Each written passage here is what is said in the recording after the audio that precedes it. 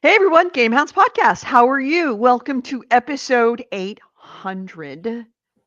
And I was hoping to do a bit of a reunion today, but couldn't.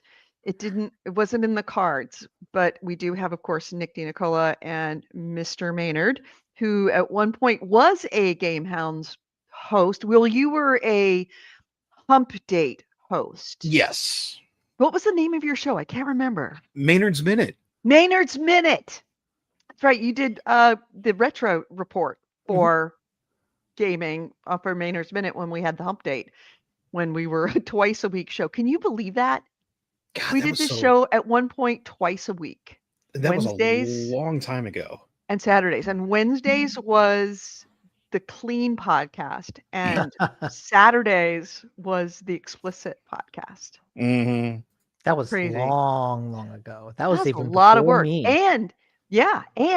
it was pre-recorded and edited, which means that for every hour of show, it's 3 hours of editing. That's all I did in the evenings, was play video games and edit shows. And I loved it. I loved it. Anyway, so yeah, we don't have Commander Tim. He had a family emergency. Goalie may join us. Chaos may join us. Don't know. Haven't heard back from them. Goalie said he would in the Discord.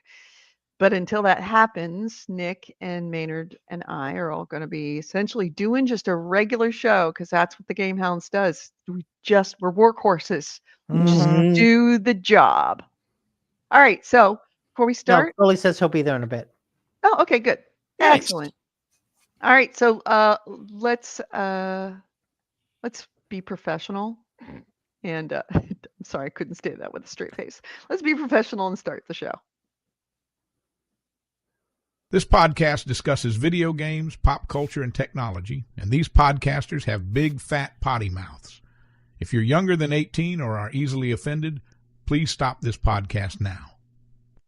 Oh, and your mom said to take out the trash and do your homework.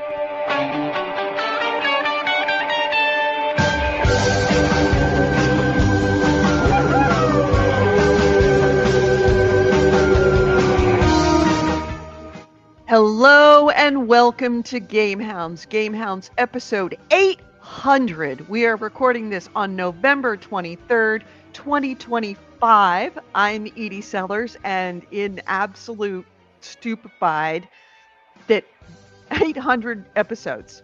800 episodes, and I've been on almost every single one of them. Mm-hmm. Yeah, Ryan Good Stevenson Lord. says happy 800th. Thank you, Ryan. Wonderful. Thank you, Ryan. Yeah, it's quite the achievement. I mean, in some ways, Willie? there are other shows. Hey, Will Hey, Nessie. Willie. Willincy. Okay. Sorry if I'm butchering your name. Hi, welcome. Thank you for coming. 800 episodes is. You have watched me grow old on this podcast. I'm in next month, I'm turning 59 years old. 59 years old Oh, in a month. I am going to be, this time next year, I'm going to be 60 or thereabouts. Yeah, That you're is- old. Jeez. Oh, so old. Wow. I know. Oh, It makes me is still feel like a crazy kid. to me that I am getting to be retirement age. That is insane to me because I do not feel near 60. And then, Nick, I'm sure you don't feel 40. Jan, whoa, that's old. That is old. I know. But No, considering yeah, I started this I show and know. I was in my 40s when I started the show. I was in Which my is- 20s. which is funny. You bring that up. You were in your 40s. I'm 40 now, and I started in my 20s as well when I worked with you. That's right. All of us have kind of Mhm. grown up. Nick, you were in your 20s when you started the show. We've all grown old together. You are my oldest friends. Like even my childhood friends, I'm still not, they're either gone or moved on, and I don't have any friends that I've known as long as you guys. Yeah. Ditto. that I'm still in, regular touch with. So crazy. Yeah, So, Janice, when did you start YouTube? we started YouTube. When did we start YouTube? We started YouTube as a live show. Well, we were originally Yeah, a when we podcast. yeah, when we started doing the live streaming. Right. And that I think was then with first it was only on StreamYard. Twitch, but then the options got expanded and we could do it on YouTube as well. And that's when we started uploading the videos. Right. So I want to say that That wasn't that was, long ago. yeah, it's, It's probably what, the last 4 or 5 years? oh, Oh, maybe. easily. Yeah, definitely the last 4 Oh yeah, years. when Spreaker 5 turned to years, crap. maybe. There you go. Yeah, wait, that's right.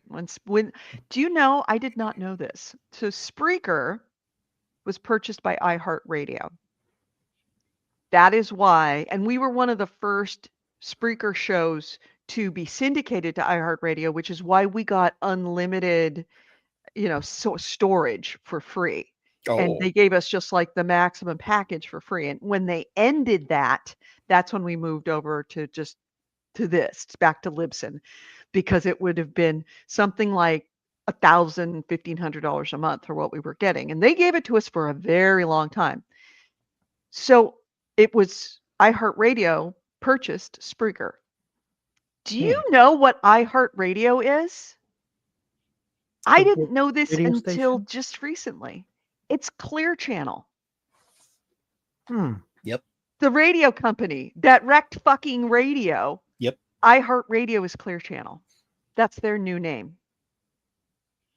Oh, you mean it's the same company? It's Yep. the same company.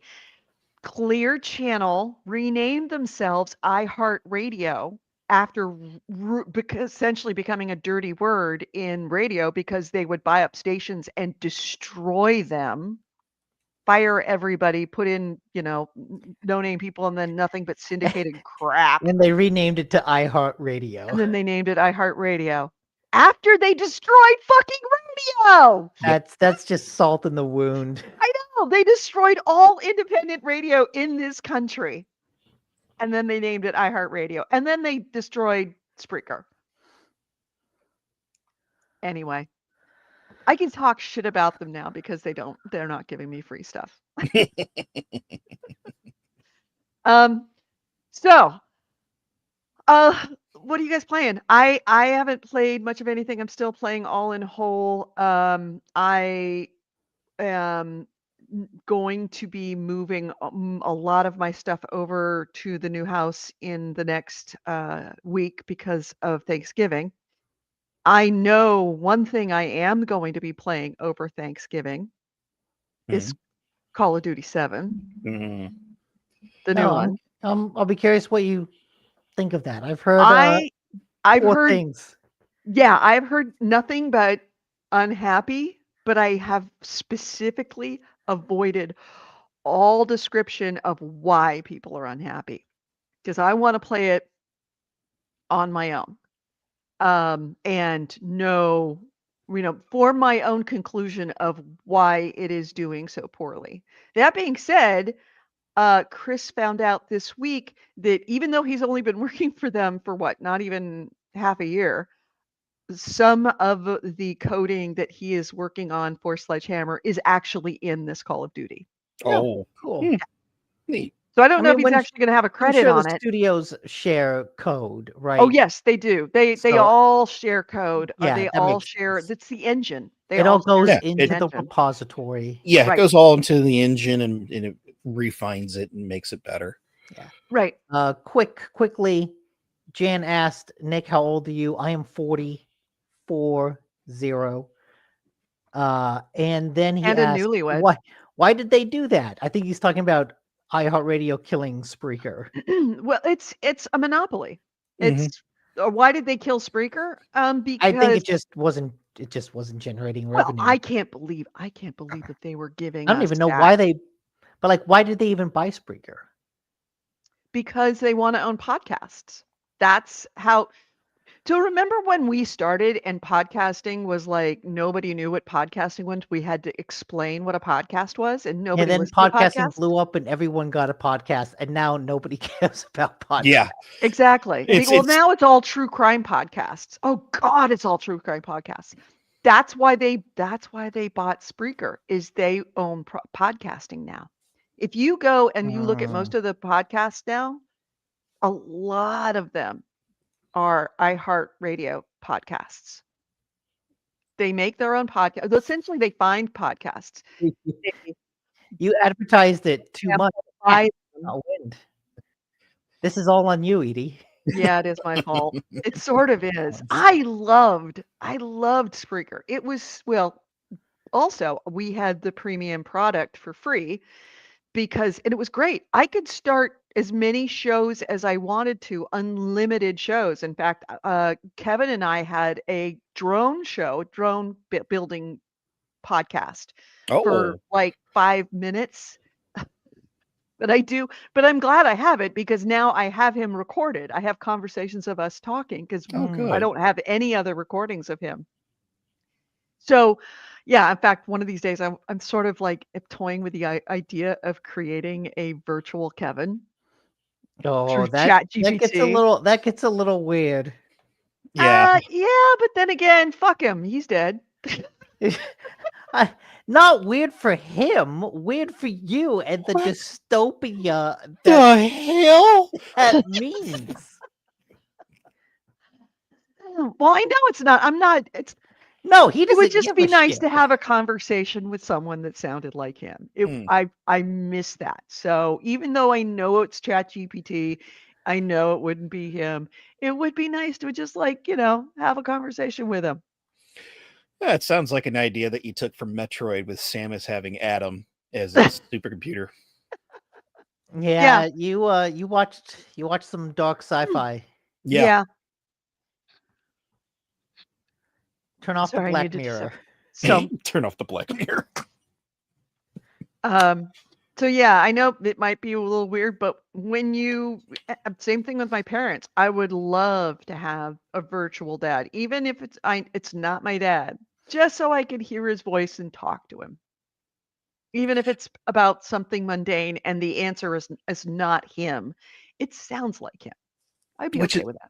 Which is something you just made me remember. There's a thing I'd like to do with my grandparents. My grandparents are 94 and 92. Mm-hmm. Wow. And there's a thing now people do is they get a questionnaire and they just sit down with a recorder and they're like asking questions and they just talk over it just to record everything so you can hear their voice. Yep. One of the assignments that I had in college was to write a family history. And it was at the end of the year. So around the Thanksgiving dinner, the Thanksgiving table with my grandmother, my aunt, and my mom, we talked about all the family history going back to when we came to this country. Wow. In like detail of like specific, like this person said this. And I mean, that kind of not just a general history, that kind of granular of like, oh yes, I was there, or according to my great grandmother, this is what she said happened. So, and I have those tapes. They're all cassette tapes, and I actually converted. I lost one, or it was like six tapes double sided, which is a lot.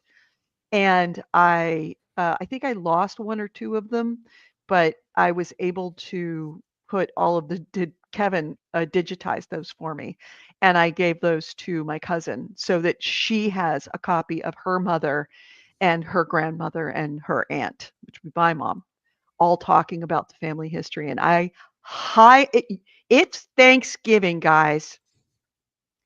A bit of advice to all of you, seriously. Go record your family talking about the family stories. Do it over Thanksgiving table because that's when everybody talks about the family stories. Goalie saying no, don't do it. Trust. He's literally giving me a jack off symbol. No, seriously, it's important. You will miss those voices. You will forget what they sound like. it's important to have those. Also, it's a 22-year-old Edie. And when Kevin heard that, he was like, "Is that you? Huh. That doesn't sound like you at all." I'm like, "Yeah, that's 20 at 22. I sound totally different." So you get to get a recording of yourself when you are younger. And when you're an old fart like me, it is kind of cool hearing yourself talk and saying, "Wow, that was me with my grandma." It all just brings all that flood of memory back. So do yourself a favor. Go do exactly what Maynard said. And even if it's just recording everybody talking over the table and no stories. I mean, the stories are nice. Just put it on a recording. In 40 years, it's going to matter. And it's going to be something that everybody in the family wants. Anyway, that's my advice to you for Thanksgiving. That's We my good have deed of the day. Goalie has just joined us in the chat. Hello. Goalie! Hey. What's going on, boys and girls? How's everybody been? Pretty Good. good. Contemplating mortality over here. Yeah. Yeah. I'm thinking about slashing my wrist after that story. I don't know. Oh, Hey. So, I mean, when you're hitting 800 episodes, you start to wax poetic about your past, Mhm. reminisce like an old fart. Yeah, back You're in my turning- day. You're turning 59 this year too, right, Goalie? Yeah. I'm only a couple months behind you. Yeah. Yeah. Wow. Well, So- who would have thought 60 years old? My old Yeah. drummer started posting videos of us playing in the band in the club back in 92.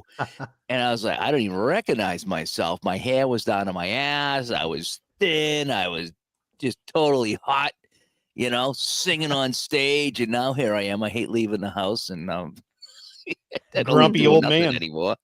Now it's like, just let me watch the TV. I remember watching my grandparents waste away. It's like, you guys, all you do is sit in chairs all day. And I'm like, man, that sounds pretty good right about now.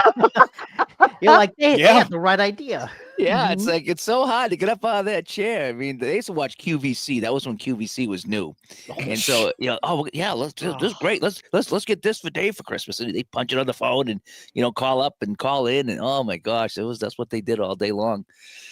But anyway, Oh, so I how- always swore when I was a kid, I said, because I'd be listening to AM radio, I loved AM radio. KFRC in San Francisco, and Dr. Ruth Westheimer, we're here talking sex Dr. all day Ruth long. Westheimer, we're going to talk sex. But I would listen to KFRC was a top 20 AM radio station, in that classic way where you had DJs and stuff. And I would listen to it, and my parents are like, "It's our yang yang. My mother called it yang yang music. All this yang yang music." And I remember thinking to myself, when I get old, I will never lose touch with popular music. I will always be on top of popular music. I cannot fucking stand popular music Dude, now. oh Oh my God, God. unfucking listenable. Let me tell I you. have become my parents. Let me tell you, Yacht Rock Radio is your friend. Actually, That's all I Oh. listen to.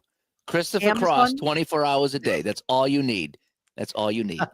Amazon Music has a playlist called Gen X Dad Rock. They have Dad Rock channel and then the Gen X Dad Rock channel. The Gen X Dad Rock channel is great. It's fantastic. So I highly recommend that. Taking notes right now. Yeah, you'll be Thank- there one day. Nick will be there one day too. Yeah, Yeah. but I do have lots of rock stations, and I am Going Yeah, to this- put that rock there. rock will keep you young. There's Mhm. always new. The Yacht new Rock Radio things. is great. It's the same like 10 or 12 songs all day long, but they're so like Edie said, AM radio, driving around in the car with your parents. That's the type of music they play. And it just brings that innocent time when you were a kid, or in the summertime, jumping in the pool or the lake, and just not a care in the world. And it's just it's We did not know how good we had it. We really, No. really didn't. no, and you fight so hard to become an adult as a kid that when you're an adult, you're like, man, I wish I was a kid a little longer. Yeah, yeah. Oh God, you look at the kids and it's like, I would like somebody to do my laundry for me. Yeah. I would like somebody to pay my rent for me and make dinner for me. I will say this though.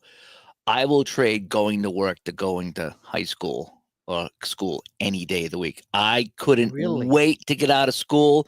I did nothing in school. I hated it. I just wanted to get home. And I started working at Denny's when I was 16. And I was like, I can make money. This is great. I'll Yeah. scrub all the toilets you want if you give me some money so I could buy a new guitar. Seriously, that's how I thought. And I remember like a couple of times, and that's probably illegal now, but I mean, it's like my mother's like, hey, our dishwasher's not going to be in on Friday. You want to take Friday off from school? Hell yeah. And I'd be in, tell them you're 18 though. Tell them you're out of high school though. So, okay. So I lied. I said I'm 18. I'm out of high school. And I was pay you under the table. making money. And I was like, I got a whole day of pay, 8 hours of pay. It's like, it's great.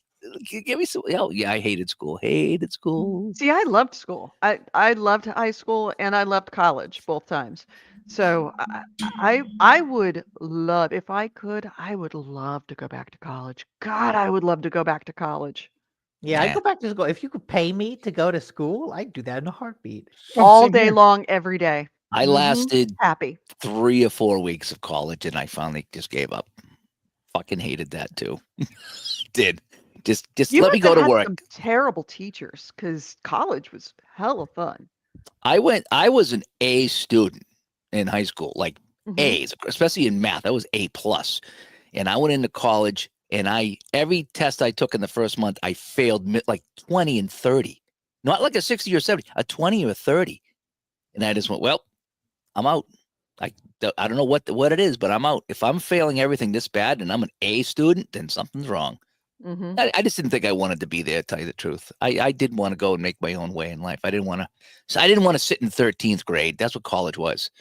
13th grade. Ryan, good to see you. Yeah, I actually happened to have this hat by accident, and the World Series happened. I got the Dodgers hat too, so I'll Ugh. put this one on. Yeah, And- no, we can't do Dodgers. Do not put that Dodgers hat on. Yeah, Not around me. He also says he's living in the actual GTA, the Greater Toronto area.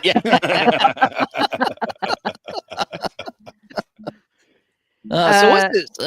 I'm sorry. Go ahead. AC Ray says nowadays you have to spam links in Discord and multiple podcast episodes to get a new guitar. Yeah, Yeah. I actually because bought you a know guitar I last year. bought him a guitar, right? I saw know that. You right? had to put it. You bought it from IKEA, right? No. Does IKEA sell guitars? No. No, but he had to I- put it together for what I remember. If I follow the Yeah, no, conversation correctly, he wanted the parts and to put it Yeah. together because he wanted to make You- it a custom guitar. you bought that sucker one string at a time. One string at a time. Yeah, we did it online. We did it live too. We did it live, buying him all the pieces and setting it all up to go send it to him. So yeah. That's awesome. That's awesome. That really is. Yeah. And if you're interested, Goalie does have his own podcast, Digital to Dice. I know we've mentioned it on the show before, but if you are listening for the first time or coming back, Digital to Dice. It is Goalie literally is Digital to Dice. He started with the GameHounds as digital gaming and has now gone into dice gaming and tabletop gaming, especially tabletop sports gaming. You are actually now, we've shrunk because we've switched our time so many times. You're now much bigger than we are. By a long shot. You had your own convention, Goalie. Yeah. And we The have another. Digital and to this one's gonna Dice be- Con. This one's going to be bigger. Yeah, it was in Connecticut, right near the Foxwoods Casino. We did it last May, and it's sold out. We had 75 people, and this year we're doing it again. And we've already sold like 30 or 40 tickets out of the 75, and so people looking forward to going. And we have vendors and table, like developers, and just so people bring their games and show it. One guy unveiled the new hockey game at the show. It was kind of neat, and just people from all over playing, and it's just a bunch of old dudes hanging out, having a good time is what it is. And it was a lot of fun. It really was. So we're doing it again next year by popular demand. What are the dates of it? May 14, 15, 16. So Thursday, Friday, Saturday in May in Connecticut, Preston, Connecticut, right next to Foxwoods Casino. If you've ever been there. Nick, It's like, do you want to go to the Digital to Dice podcast or Digital to Dice Con together? I don't know what I'm doing in May. it's Well, you're going between to Digital to Dice. it's between a couple of it's between like Father's Day or whatever day, and then like the Memorial Day. It's in between those. It doesn't fall on that weekend, so that's the only place they had. But yeah, we have a full room full of people, and we play game. We have raffles and stuff, and it's yeah. There's a handful of conventions during the year. We just copied what other people did, but it was our own. It was Digital to Dice, and we need to infiltrate and do a special show called Dice to Digital. Digital to Dice. I'm converting. I'm untransing. Yep. Tonight we have our biggest episode of the year tonight, because we're in year 7, by the way, of Digital to Dice. Wow. Episode 281 coming up tonight. This is our Black Friday show. Okay. And what happened? Yeah, Digital to Dice Con is the website. Yes, thank you, AC Wraith. So tonight is the big anticipated show. Last year we probably had 70 or 80 people watching live as we did it, and we unveil all the Black Friday deals in our community. Nice. Okay. So it's like, hey, this company here that sells this football game, here's their sale. Go to this website, put in the code turkey, and you'll save 10% off. This other guy, his baseball game is on sale, and he's giving away a free season for every season you buy. And we just go right down the list. And I think we got 23 or 24 things to talk about tonight. And it's our biggest show of the year. Nice. Show of the year. Yeah, we have a good time with that. So yeah, so big things happening over here. I did lose my co-host Ron, though. He just 2 weeks before the convention last year, he says he doesn't want to do it anymore.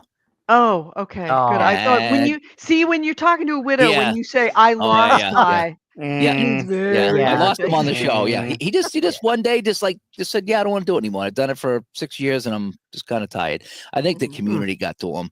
You know, 'cause I don't know about you guys, but we do this thing, and like you do a video or you do a show, and then you get like 100 emails from people asking, how do I do this? Where do I find that? Can you help me with this? And it turns into hours and hours of your week just helping people play games. And I think he got burnt out on that, because he's just like, man, I'm just all these people contacted me and asked me questions and asked me for chats on the side, and can you help me with this and send me that? I spend a lot of hours a week. Hey, can you send me that spreadsheet? That thing you created, can you send that to me? And where do I find this? And how do I get the images in my game on the computer? I can't figure that out. And so you do a lot of tech support for people. It's like, I get a better idea. Why don't you call the guy that made the game? Yeah. Give them a call. They could probably give you the right answer, There's a reason why community managers is actually a full-time job at a lot of these gaming companies, because it is a full-time job. Yeah, you don't mind helping people, but sometimes it can be a lot when you like. I'll do a lot of like gameplay videos, okay, along with a podcast on my YouTube channel, and like, here's how you do this game here, and I'll play 10 minutes real slow. I'll get 100 questions on that 10 minutes. Like, well, what about this? And what about that? What about this game? And what about that? And what if I want to play it this way? And I'm just like, why did I do that video? Yeah. So, all right, let's hit what you're playing. Like I said, I'm going to be playing. I haven't played anything this week, but next week I am going to be playing Call of Duty 7, because I want to find out why everybody hates it. Yeah, and I haven't looked. I haven't saw looked, the hate. and I don't know what it is either, but I saw that there was a lot of hate coming from that. So, yep. Has anybody played the Oblivion that just come out? No. I know it's been out for a while now. Yeah, the remaster. That was I only played it for a couple of weeks or so. That was great though. Yeah, it really was. Yeah. It was like, that was out of nowhere, because I had just bought Skyrim again and started playing that on Steam. I did. I get the itch every couple of years. I get the itch to play some Skyrim, and then Oblivion came out. I was like, oh wow! And they made it more like Skyrim than Oblivion. So wait. Oblivion how did they relate? Which one is better now? Because you played them almost back to back. Yeah. Skyrim will always be the best. Yeah, but fair. I have 300 some odd hours in the Skyrim, so I've kind of done it all. Oblivion, I never even come close to finishing. So that was gorgeous. I mean, if you saw it on Steam, and even on my computer here, which is not fantastic, it's like, wow, it was beautiful. And it played close to Skyrim. Skyrim still played better, I thought, but at least Oblivion didn't play like Oblivion of old. Oblivion of old was really difficult. Yeah, as far as Skyrim just smoothed everything out. It was fantastic. So Oblivion was more like that. So I really enjoyed that. I got a lot further, had some fun with it, started to realize what was going on in the game a little bit more, and then I kind of got away from it. But Which one is better? Well, I would say the Oblivion update. The graphics are so much better. Really. It's using yeah, what? An significantly. Unreal 5 now on that one, if I remember. I don't know. I don't remember what it was, but it was good looking and it just played smooth. So, again, Skyrim will always be my favorite game. I don't think anything will unseat that ever. You know, unless Ookie Bookie Spelooky 2 comes out, then you never know. Because Ookie Bookie Spooky 1 was so good. I mean, I'd never played a 5-minute game so much in my entire life. You know, it was so good. It's a 100-hour game. It is amazing that the longevity of that joke that was a throwaway for like, Nick's always just playing these like ookie bookie spelooky indie games. That's all it was. That's all it was, and it has gone. It seriously is still alive. The ookie bookie spelooky. Wow. I don't even know what game I was trying to make fun of. That's how long ago it was. It was like I was trying to think of a game and I couldn't think of the name of it. And I just splurted out something. It could be literally anything. Yeah, it could. I was out you guys this way in June. I don't know if you guys know that I was in Colorado in June. Yeah. Oh, well, I know you were in Colorado, but you do realize that is 3 states away and not your size states, our size states. Yeah, but it's still way closer than I am now. That's true. I could almost smell you guys as farts from where I were, you know? You're kind of halfway there, about like maybe 2/3 of the way there. I was many hours away from my house. Yeah. Yeah, definitely that. You know what I did? So we were in the mountains. We were just outside the Rockies, just south of Denver. Mhm. And I was there 3 or 4 days. The first 3 days, I did nothing but drink water.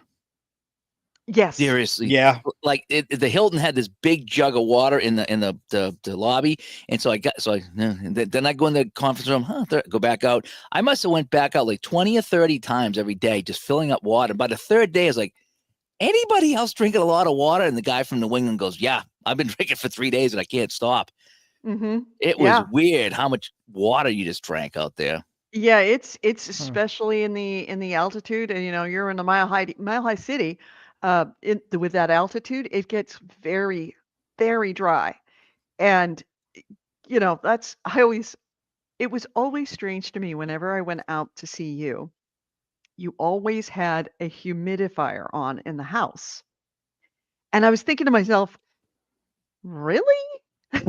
Because it is so damp out there by our standards, because we're used to that kind of that dryness. Yeah, but when you put the heat on in the house, it gets so dry. That's what Right. it That's is. when, and I realized that's what it is it's the heat. But even with it, it's like, God, by Well, we get a lot our of rain and standards, snow. Yeah, so it's snowing out right now, if you can believe it. It's Really? Yeah. I looked outside before I come downstairs, like, holy cow, it is like a blizzard out there. It's just a little squall, but it's like that's our first snow of the year. It's early. That came early this year. Yeah, but so we have a lot of wet out here. It's always wet, Yeah. So. And your summers are just absolutely fucking miserable. I'm not gonna lie. Yeah, they are. Yeah. But Truly. September, October makes up for it. It's September, October. How the pilgrims got off that fucking ship and didn't just get right back on and sail back? I do not know. It must have been September. Because if they get off in June or July, they would be getting back on the ship. Nothing to see here.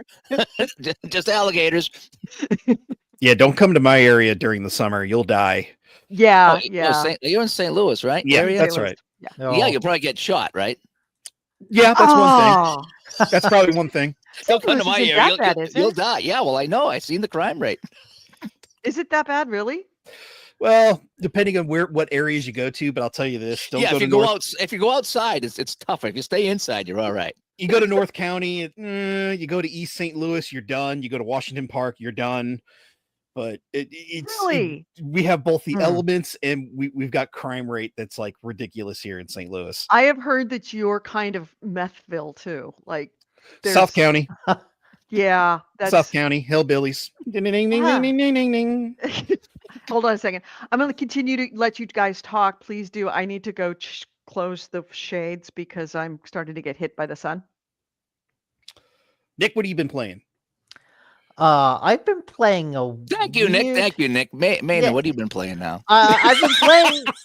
I've been playing some Ookie Bookie Spelooky because I've been playing a weird MMO. It's like a Really? MMO single player hybrid called Where Winds Meet. So it's free to play, and it comes with all this free to play bullshit. Like the menus are absolutely god awful. It's taken me at least an hour to figure out how do I change equipment, and because there's two sets of equipment. There's like the equipment for your stats, and then there's your what you look like, your costume. So you're putting on armor that you can't see. And so it's like, wait a minute, what is going on? Oh, that's because you want to sell me skins. So all of the armor I get, I can't actually see on my character because you have a bunch of skins you want to sell me. Are the menus worse than Witcher 3 original menus? Oh yeah, absolutely.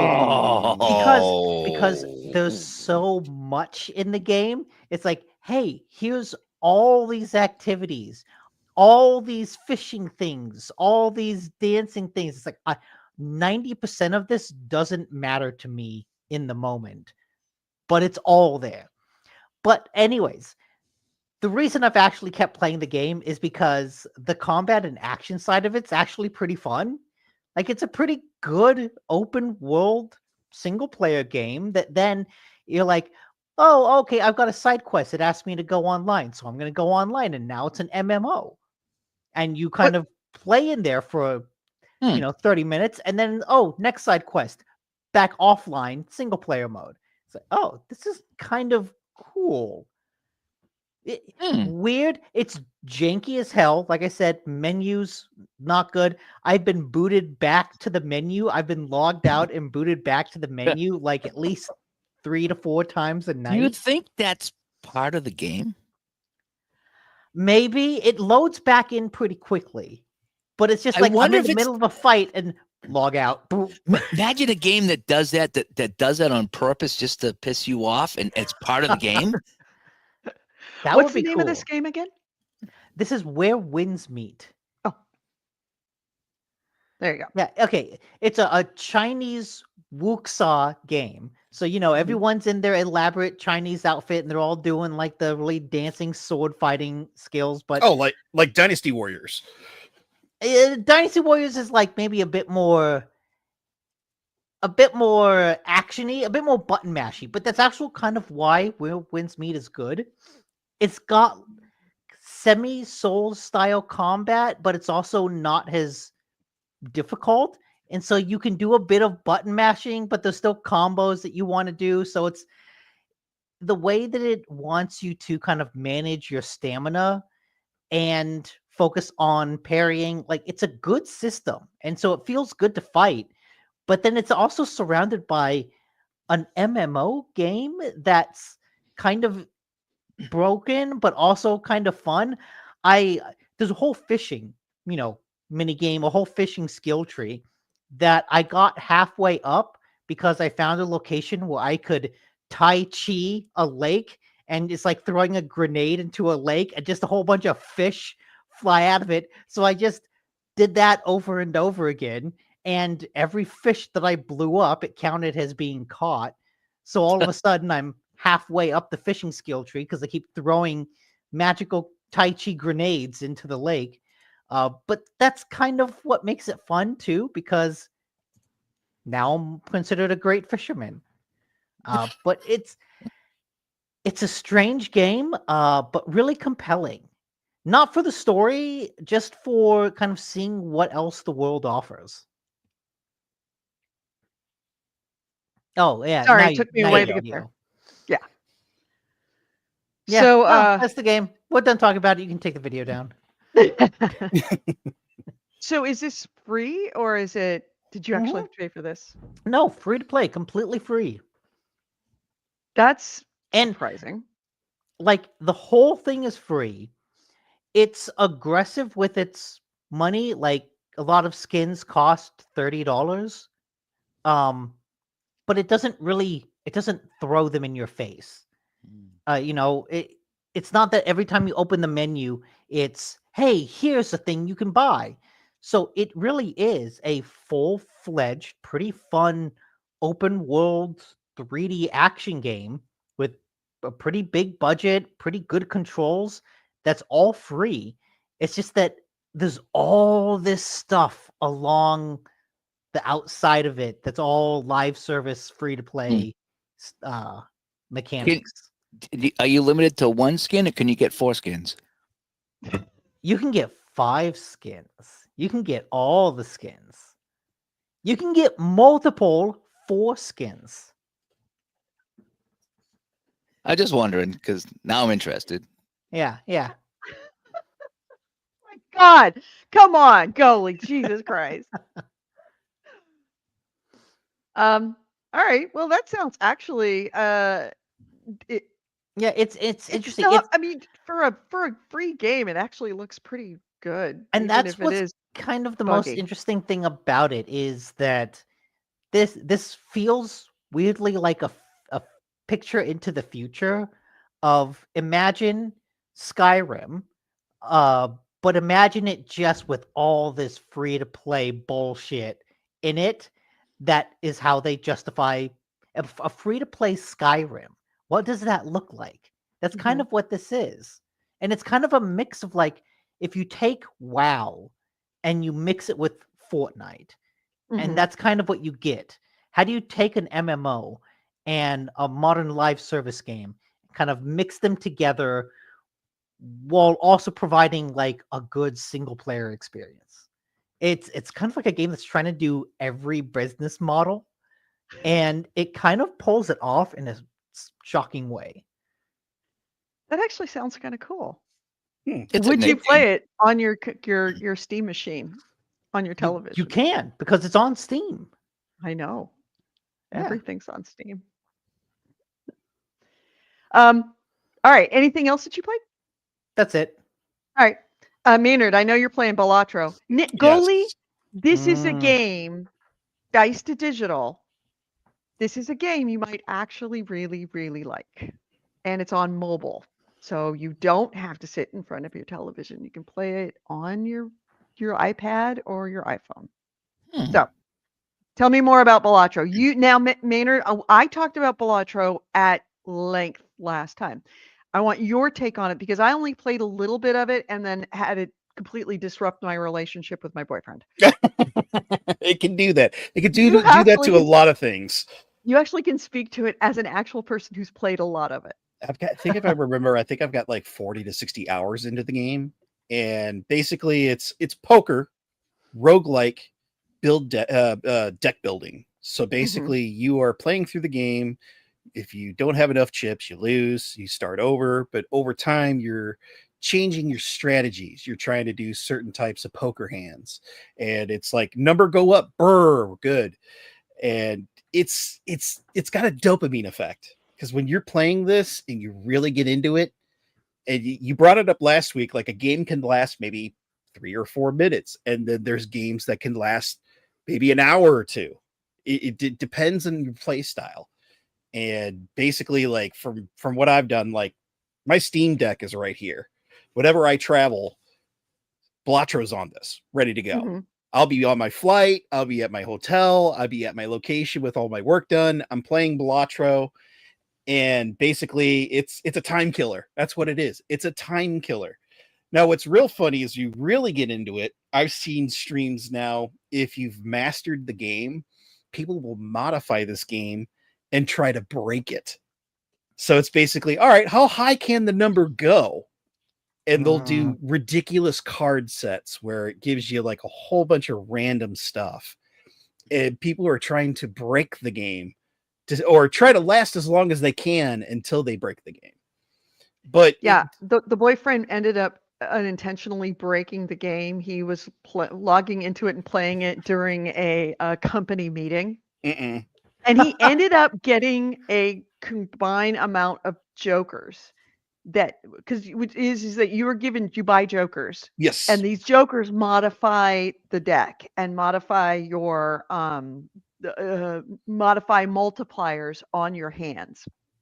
And then you can trade them out and get them. Essentially, you tune and tweak your jokers so that you can't never lose. And it's very, very hard to do. But he ended up getting a set of jokers that every single time he played, the modifier went up. And at a Mhm. certain point, his modifier was something like 1100. Like insane. And it's like at a certain point, he's like, I can't lose at this point. I cannot lose. It'll get to a point, but like what I'm talking about, we're seeing like 1 period E-09, like ridiculous numbers. But I will say this, there are a couple of strategies. I always say if you can get, there's certain decks have certain specs that you can do. There's a, what is it? The double, it's a double something deck. Save up you get these double tabs. That's what they're called. I think double tabs. So that way, whenever you skip, you get 2 instead of 1 or whatever the prize is. Because you can skip around to actually, take a chance and say, okay, I'm going to open up an Arcania pack and I want to get, instead of 1 pack with the double tab, you get 2 packs. If I've had it to a point where I've had 12 double tabs and had all negative jokers, which don't affect any of your other jokers, where it lets you go out of the limit. Because as you see on top, you can only get 5. Certain decks you can do 5, certain decks you can do 4. You can get modifiers, so you can get like a 6 or a 7. If you get a negative joker, the negative joker doesn't apply to that count. And I got a feeling that's probably what he was doing. He was doing a negative joker run. So that's crazy. There's a lot of strategy in this game. It is a complete time waster. I will say the marketing for it has been great. If you go on Steam, I think there is a link that is helping out with a foundation. They have a calendar coming out next year with Ben Starr as the little Joker character in it. And he's in all these different outfits of the different Joker cards. And they're freaking hilarious. Yeah, I remember hearing that he did some video ads dressed up as the Joker. Yes. And funny enough, it's like I love this game to death. I have it on almost every console that I have. I have a physical of it on Switch. I've actually got the deck of cards you can purchase. That you can get. I actually have a little Jimbo doll you can get. That's how much I love this game. And it's just a little game, but it's so good.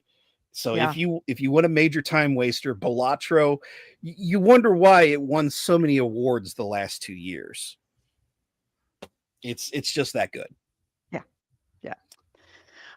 Anything else you're playing? It started on Elite Dangerous. Did the training mission. I got some friends of mine who recommended that. Is that a space game? Is that yes. Space? Okay, yes. I think I have that one. It's based off the Elite series, which is like Elite is known since, if I remember, the BBC Micro was the first release, which is a UK PC.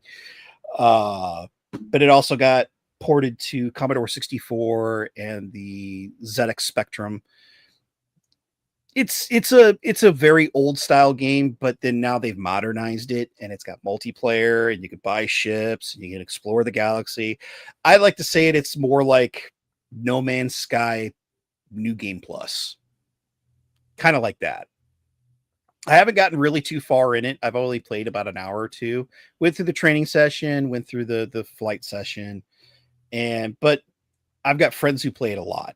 And I've watched them play it online, and it's pretty impressive. They like to play on Twitch. They'll play on stream. We'll all gang up and watch and play.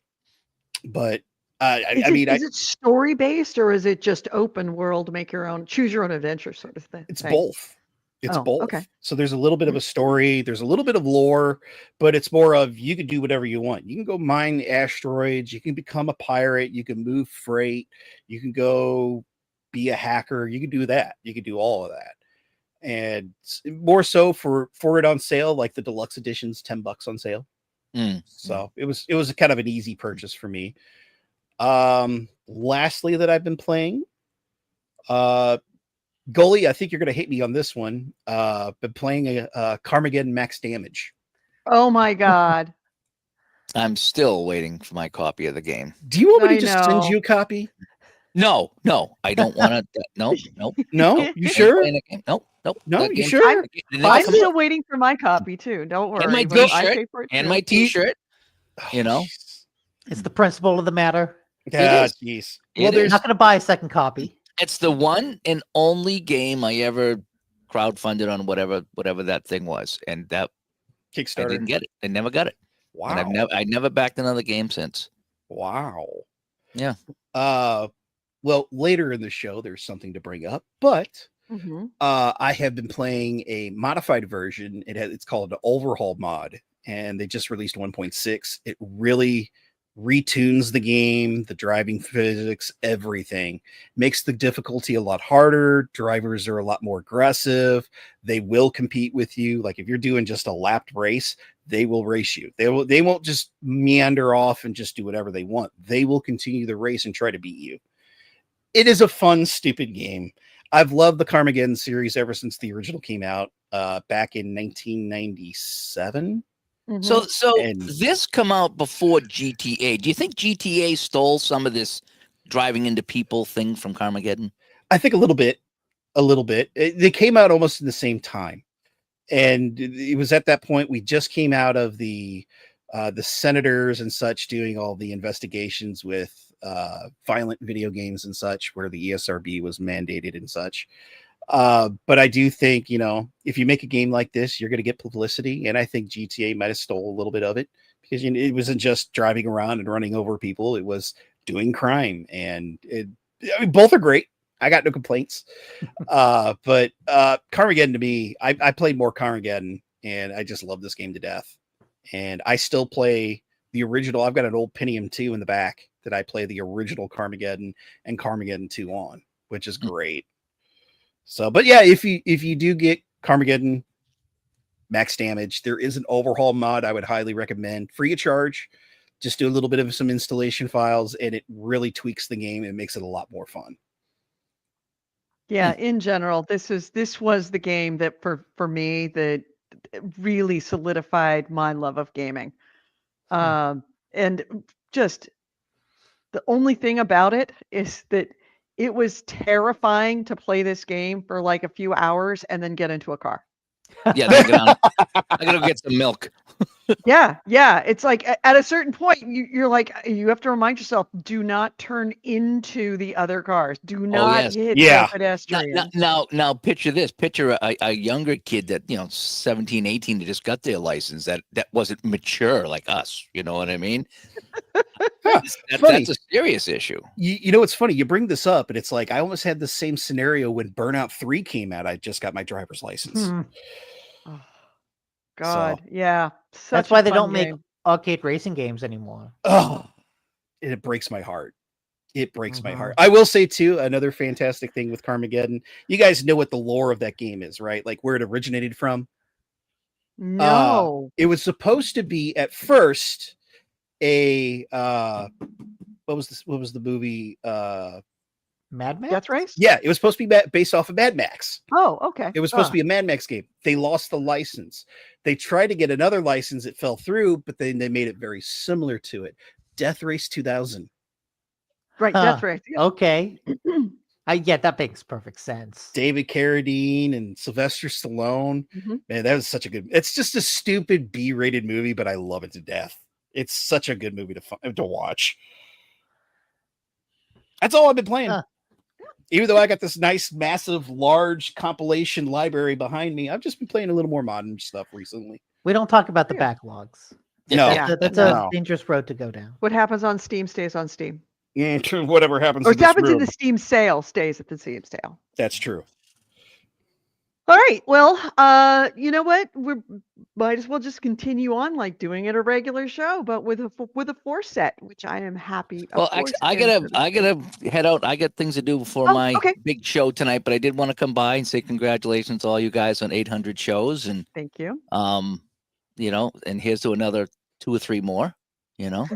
Yeah. I mean, Just remember, two or if something three. happens to That's, me, Goalie, we don't you want need to to stay come around back too and- long. If something happens Oh. to me, that you have to come back and do the show to replace me, Goalie. Just so you know, I put that in my will. You got some big shoes I got to fill there. I mean, how do I look at Nick and smile like he really means something to the show? I mean, that's an art all on its own, So, Practice. It is. so I got to Nick bring this is so up then. smart. Nick, what are you playing? Nick, it's so great watching you, Nick. Oh no. No, you're doing a good job. Keep it up. Come on. See, this is what worries me. It's like, I don't know if Goalie would ever contact me, but all I'd have to do is just slip a copy of NHL 94 and be like, hey, I'm there with you, buddy. Come on now. You know, I'm not cheap like that. I'm not cheap like that. What is it? An original copy? Could be original copy. I Alright, can get my access on that. Yeah. All right. All right. All right, Goalie, thank you so much. And again, Yes. if you're ever interested in finding Goalie, and if you want to watch his Black Friday show tonight, what time is the show tonight? 8:00 Boston time tonight. Eastern. So that'd be Yeah. 5 o'clock Pacific, 8 o'clock Eastern. On just going to be on YouTube, and the name of your YouTube channel is, if they wanted to search for it, Yeah, Dave Gardner videos. Dave Gardner Videos. And the Yeah, show Ryan again Stevens is says, Digital to Dice. Great to see you again, Goalie. Yeah, I check in Goalie. now and then. I'll be sitting. Like, Yeah. usually Sundays, I'm like my one day off, or like I already worked 2 games today, so today wasn't a day off. But I'll have my phone while I'm sitting there watching football, and I'll check in on you guys, and I'll try to comment and see what's going on. I try to keep up with the video game world, but I'm like 2 consoles behind right now, so you know. You haven't. You're good. We actually just put away all the PS4s and the Xbox Ones, if you can believe it. We had them still hooked up upstairs, and we were doing some cleaning. I was like, you know something? We haven't turned these on in like 3 years. And so we just unplugged them. I lost all the cords. I got an Xbox One that's missing a cord somewhere. I'm like, how do you miss a cord? But we are. So I can't even sell it now. Oh, shit. So I'm going to have to like smash it with a hammer so no one can get all my details and steal all my games off my hard drive. So yeah. So we just haven't done much. I do some Steam stuff. I still go on Steam and get the sales. I like the point and click games. Oh. You know, you ever see those games there, and it's just like, you know, there's a dog guarding the door. So you go and you find the bone, give it to the dog, and he goes away from the door. Then you can go up the stairs. And now, where's the key? Oh, the key. You move this, and there's the key. And I love those little games Monkey Island, all the Sierra. Stuff like that, Maniac Mansion, Day of the Tentacle. I get so many of those, and I just sit there and I'm hitting the help button all the time because I can't figure out. You know what I mean? You know, goalies cheat codes, NHL 94. Do I have cheat codes for that? I don't know if I do. It would be hard for me I'm to find. sure if cheat codes need to be found for a retro game, there's somebody still- right there Yeah. that will know about that. The project I want to do, I don't know if you can see this up there. Okay, you see that stack right there? Mhm. Yeah. Those are all the hockey games for the Sega Genesis. There's like 17 of them. Mhm. No joke. And my goal one summer was to do a series of playing 5 or 10 minutes of every single game and show it off and say, here's all the games for the Sega Genesis. And I still haven't done it, but it's on my list of things to do. That would be fun. I will Is, definitely check that out if it happens. just to go and say, and there's differences in all of them. They're all a little different. You know, they're like cats. You know, they're all a little special. All the cats are special. There's not one that's any better than the other. Yeah. So one day I'll get the project done. But you know, aside from that, I'll just continue to play my Skyrim and Oblivion on Steam and enjoy my time with that. So, but anyway, Well, thanks for having me on. It was have fun. a great show tonight. It was Thank a fun. you so much for coming by. It was a fun 10 years with the GameHounds. Yeah. It was, and then I matured. Yeah. Well, you know, everybody has to evolve some way, some better than Hey, others. we went to Kowloon last week. I was thinking about you guys. Once a month we go to Kowloon. I'm we so do. glad it's still around because that's almost a destination for us. Yeah, they keep changing it though. They want to tear it down and build a apartment complex there. Oh. Yeah, and it's like, oh, we'll still have the restaurant. Yeah, it'll be the size of a diner. You know what I mean? Yeah. Yeah. No, So- if I ever win the lottery, I already have it set in my head. If it's a big enough lottery, I am going to purchase that, and I am going to make sure it is a historic site so that it cannot be torn down. I will have it Nice. registered with the National Historic Registry, Oh, so it can't be torn down. change it to GameHound Loons. That's right, Game Loons. Demon Loons. Game Loons. Yep, Yeah, Scorpion Bowls. Yeah, Scorpion yeah. Bowls. That Yeah, was go. the place for Scorpion Bowls. Yeah, the Left 4 Dead band. You know, Oh, the Left 4 Dead band. Oh, you talk about AM radio.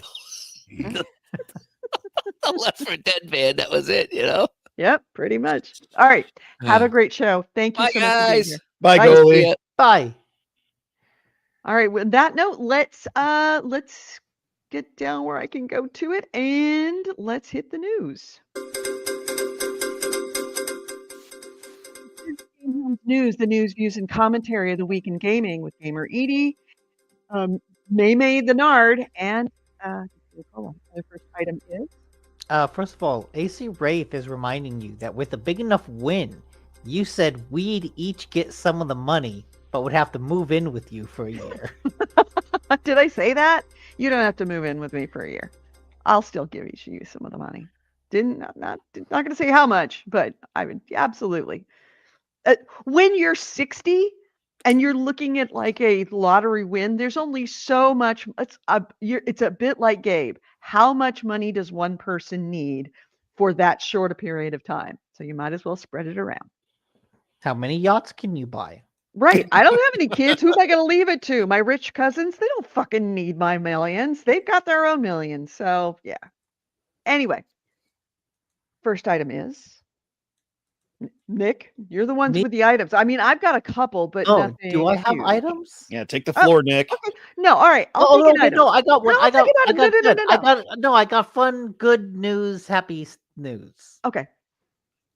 There was the Golden Joysticks, which is an award that I couldn't find more information about in 10 minutes that I was looking this up. But big award show that kind of pre-does the game awards.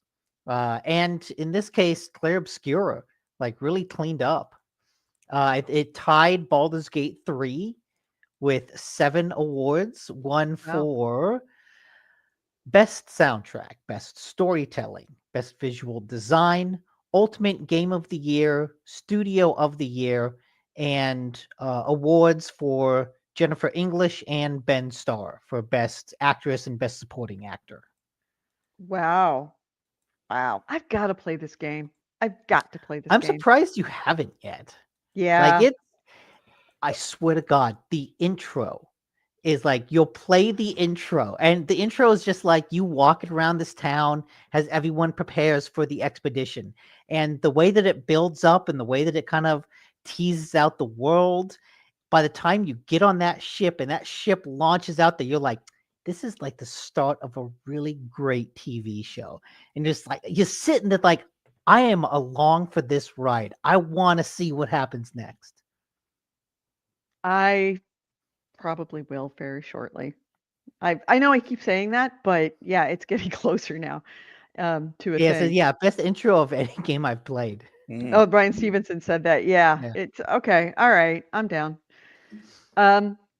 So interestingly enough, though, Expedition 33, we talked about it. It was nominated. I mean, we might as well morph this into the Game Award nominations Yes. being out. Oh yeah, They were not nominated for Soundtrack of the Year, even though their soundtrack, I think we talked about it, is on the top 10 of most played or most streamed soundtracks in classical music. No, wait, is it not for the Game Awards? Or are you talking about the Emmys? Oh, They were sorry. That was the nominated- Emmys. My bad. The Emmys. Sorry. Yeah. That was my bad. They weren't nominated for the Emmys. They were nominated for the best soundtrack for Game Awards. Game Awards, I'm sure. So yeah, tell me more about the Game Awards nominations. I haven't gone through over those yet. Well, where do we want to start? There is quite a bit. I will say, Claire Obscure is in a lot of categories. Best game direction. We'll start with there. Claire Obscure, Death Stranding 2 goes to Yotai, Hades 2 and Split Fiction. We'll go next to best adaptation. Let's see. Oh, that's movies. Is that movies? Oh, that's for TV shows and movies. Okay, Yeah, no. TV shows. Fallout's gonna win. Fallout should win. Absolutely. Fallout is not on the list. Oh, Yeah, it's probably not on the list because it was last year. Yes. It hasn't come out for this year. Yes. Yeah, that's correct. Yeah, but it's gonna win every time. What are the nominations for that adaptation? This adaptation was Last of Us Season 2. Devil May Cry, Minecraft movie, Splinter Cell, Death Watch, and Until Dawn. Oh, yeah, it's kind of a low, low Nothing, bar this no year. standout. Yeah. No, the standout is The Last of Us Season 2. Yeah. Because that might be the only good one. Mm. I don't know. I haven't seen Splinter Cell or Devil May Cry, but I don't know. I got suckered to watch the Minecraft movie. Please don't do that. Yeah, Oh. no, I didn't. Thank God. That was a day that it was a Sunday that Claire and Chris went together Ugh. without me. But thank God, because yeah, I had no inclination. He kept on looking at me like it's a gaming movie. I'm like, no, it isn't. No. No. No. Does Chris know what Minecraft is? Of course, he's got a Okay. daughter. He's got a teenage daughter. He knows what Minecraft is. That's what I mean, I assumed, but still to be like, you want to go to Minecraft's games? You want to see that? Is like, it feels Yeah. the kind of thing, you know, your grandma saying, "Oh, how many Pokemon have you caught today?" Yeah. Best narrative: Claire Obscura, Expedition 33, Death Stranding 2, Ghost of Yatai, Kingdom Come Deliverance 2, and Silent Hill F. Glad to see Kingdom Come in there in Yeah. a couple categories. Yes, Absolutely. Best art direction: Claire Obscura, Death Stranding 2. You see the pattern that's going on here? Hmm. Like 4 of the 5 games are almost the same thing. Yeah, Go- there's like 4, like you said, 4 or 5 that have kind of swept most categories. Yes, but like Claire of Obscure is almost on a lot of these Yeah, categories. I've Well, seen. according to the headline that AC Wraith linked to is that it was nominated for every category that it qualified for. Which is Yes, crazy. which is 12 categories. Yeah. Maybe So best it's nominated for 12. Yeah, best performance. We've got Ben Starr, Charlie Cox, Erica Ishia, Jennifer English, Kanasatsu Kato, and Troy Baker. I really hope Ben Starr wins that. He did so good in Expedition 33. Yeah, I mean him and Jennifer English. Yes, It's hard to choose between them. but it's just now we're getting into the categories like let's see here: best innovation and accessibility, Assassin's Creed Shadows, Adam Fall, Doom: The Dark Ages, EA Sports FC 26, Yeah, South of Midnight. I did finally, if you go to their website and you click through to vote on the categories, there's a link for this category that will actually tell you what these games did to be nominated for best accessibility. Okay, that's actually pretty cool. There's nowhere else to find that information. But I did look through it, and a lot of it is kind of just menu stuff, right? Hey, it added a difficulty mode here, it added a colorblind mode there, like surprisingly low bars, but also I think the Assassin's Creed one listed a bunch. Like Ubisoft has kind of invested a lot into that. Just the number of options and settings you could do to tweak the difficulty and the visuals. So, best ongoing, Final Fantasy. Wow, Final Fantasy 14 is still going. Fortnite, but Helldivers 2, Marvel Rivals. I got some friends who play that. I never really got into it. Really shocking, No Man's Sky. They are still on their redemption arc. I feel like the fact I've that No heard Man's that the Sky is still nominated proves that it has to win. Yes. I've heard that the most recent update actually allows you to be a full-on pirate, and it's actually it's now really, really, really good. I mean, it's been good for a while. I mean, Yeah. for best community support, Final Fantasy 14, Fortnite, Helldivers 2, No Man's Sky is also in that, but Baldur's Gate 3. Okay. Best independent. Oh, go ahead. Oh, go ahead. I'm curious. Tell me about the indie games because, of course, that was I don't want to say controversial, but it was the newsworthy category because one Yay. of the Yeah. games that was nominated bowed out because they were not. No, it was rookie title, studio rookie of the year, best debut indie. best debut. That's what it was. Yeah. Best debut. It's Blueprints, Claire Obscure. I can't pronounce this. Despelote. Okay. And Dispatch. Which, by the way, I think Dispatch should be getting an Emmy Award on that one. I've seen such good things about Dispatch. I gotta play it. Very good. I've actually played through all of the seasons that are available. Oh. But the one that did bow out was Mega Bonk. Mm-hmm. So they're no longer on the list, correct? Yes, they're And not on the list. were they replaced by anyone? Are they? No. Are Okay, so it's only a 4-game field then. which is quite weird. I've never seen this before of somebody pulling out. Yeah, and it's Well, but that- also strange. Like, their argument was that they're a seasoned game developer. They've worked in the industry for a while, so they didn't consider it their debut indie game, right? Right. They Because had other games they've done under a this different before. name. Which is fair, but I also feel like debut indie game, it often refers to groups, right? Like Claire Obscura is nominated for debut indie game because it's Yes. the debut of Sandfall, which is a new studio, but it's made up by a bunch of people who've been in the industry for a while. Ex-Ubisoft members. Yeah.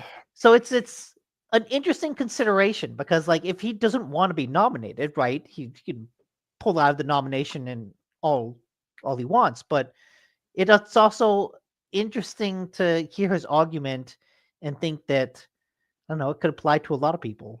Mhm. Well, think of it this way. All those people that didn't withdraw and maybe should have, they didn't get nearly the coverage and the almost universal approval for being an ethical company, ethical guy, Yeah. as he did. I'm sure that spurred not only sales, but certainly name recognition. Yeah. For I mean, this it's also one because guy. he did the right thing. Smart. Megabonk is more of a solo game than any of the other games nominated They are. on that Yes. list.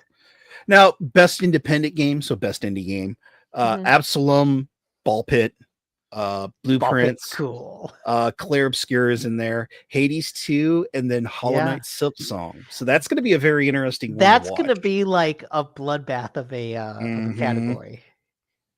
I would agree The with fact you on that that. there's Hollow Knight, Hades, and Claire Obscura, just those three together, Yes. is funny. Ball Pit doesn't stand a chance, but I just want to. You're rooting for it. I got to send my love out to Ball Pit because it's such a goofy, fun, well-designed game. I'm just going to go ahead and predict probably Silk Song, but I see Claire probably winning it. Now, see, I think Claire would take the game of the year, and so best indie goes to Silk Song as like a consolation. Okay. That's my thinking. Let's continue here. Best action game: Battlefield 6, Doom: The Dark Ages, Hades 2, Ninja Gaiden 4, and Shinobi: Art of Vengeance. Which that's quite unique. We have three old school series that have come back. Doom is, frantic shooter as it is a great FPS. Boomer shooters, I love boomer shooters. Ninja Gaiden 4, if you ever really got into the Ninja Gaiden series, which we just lost Tomonoku Itagaki here a couple months ago, which is unfortunate. But also Shinobi. So there's two old school ninja games that are in there, which is fantastic to see. And I hear Shinobi is actually really good. Yeah. So that's a good list of games.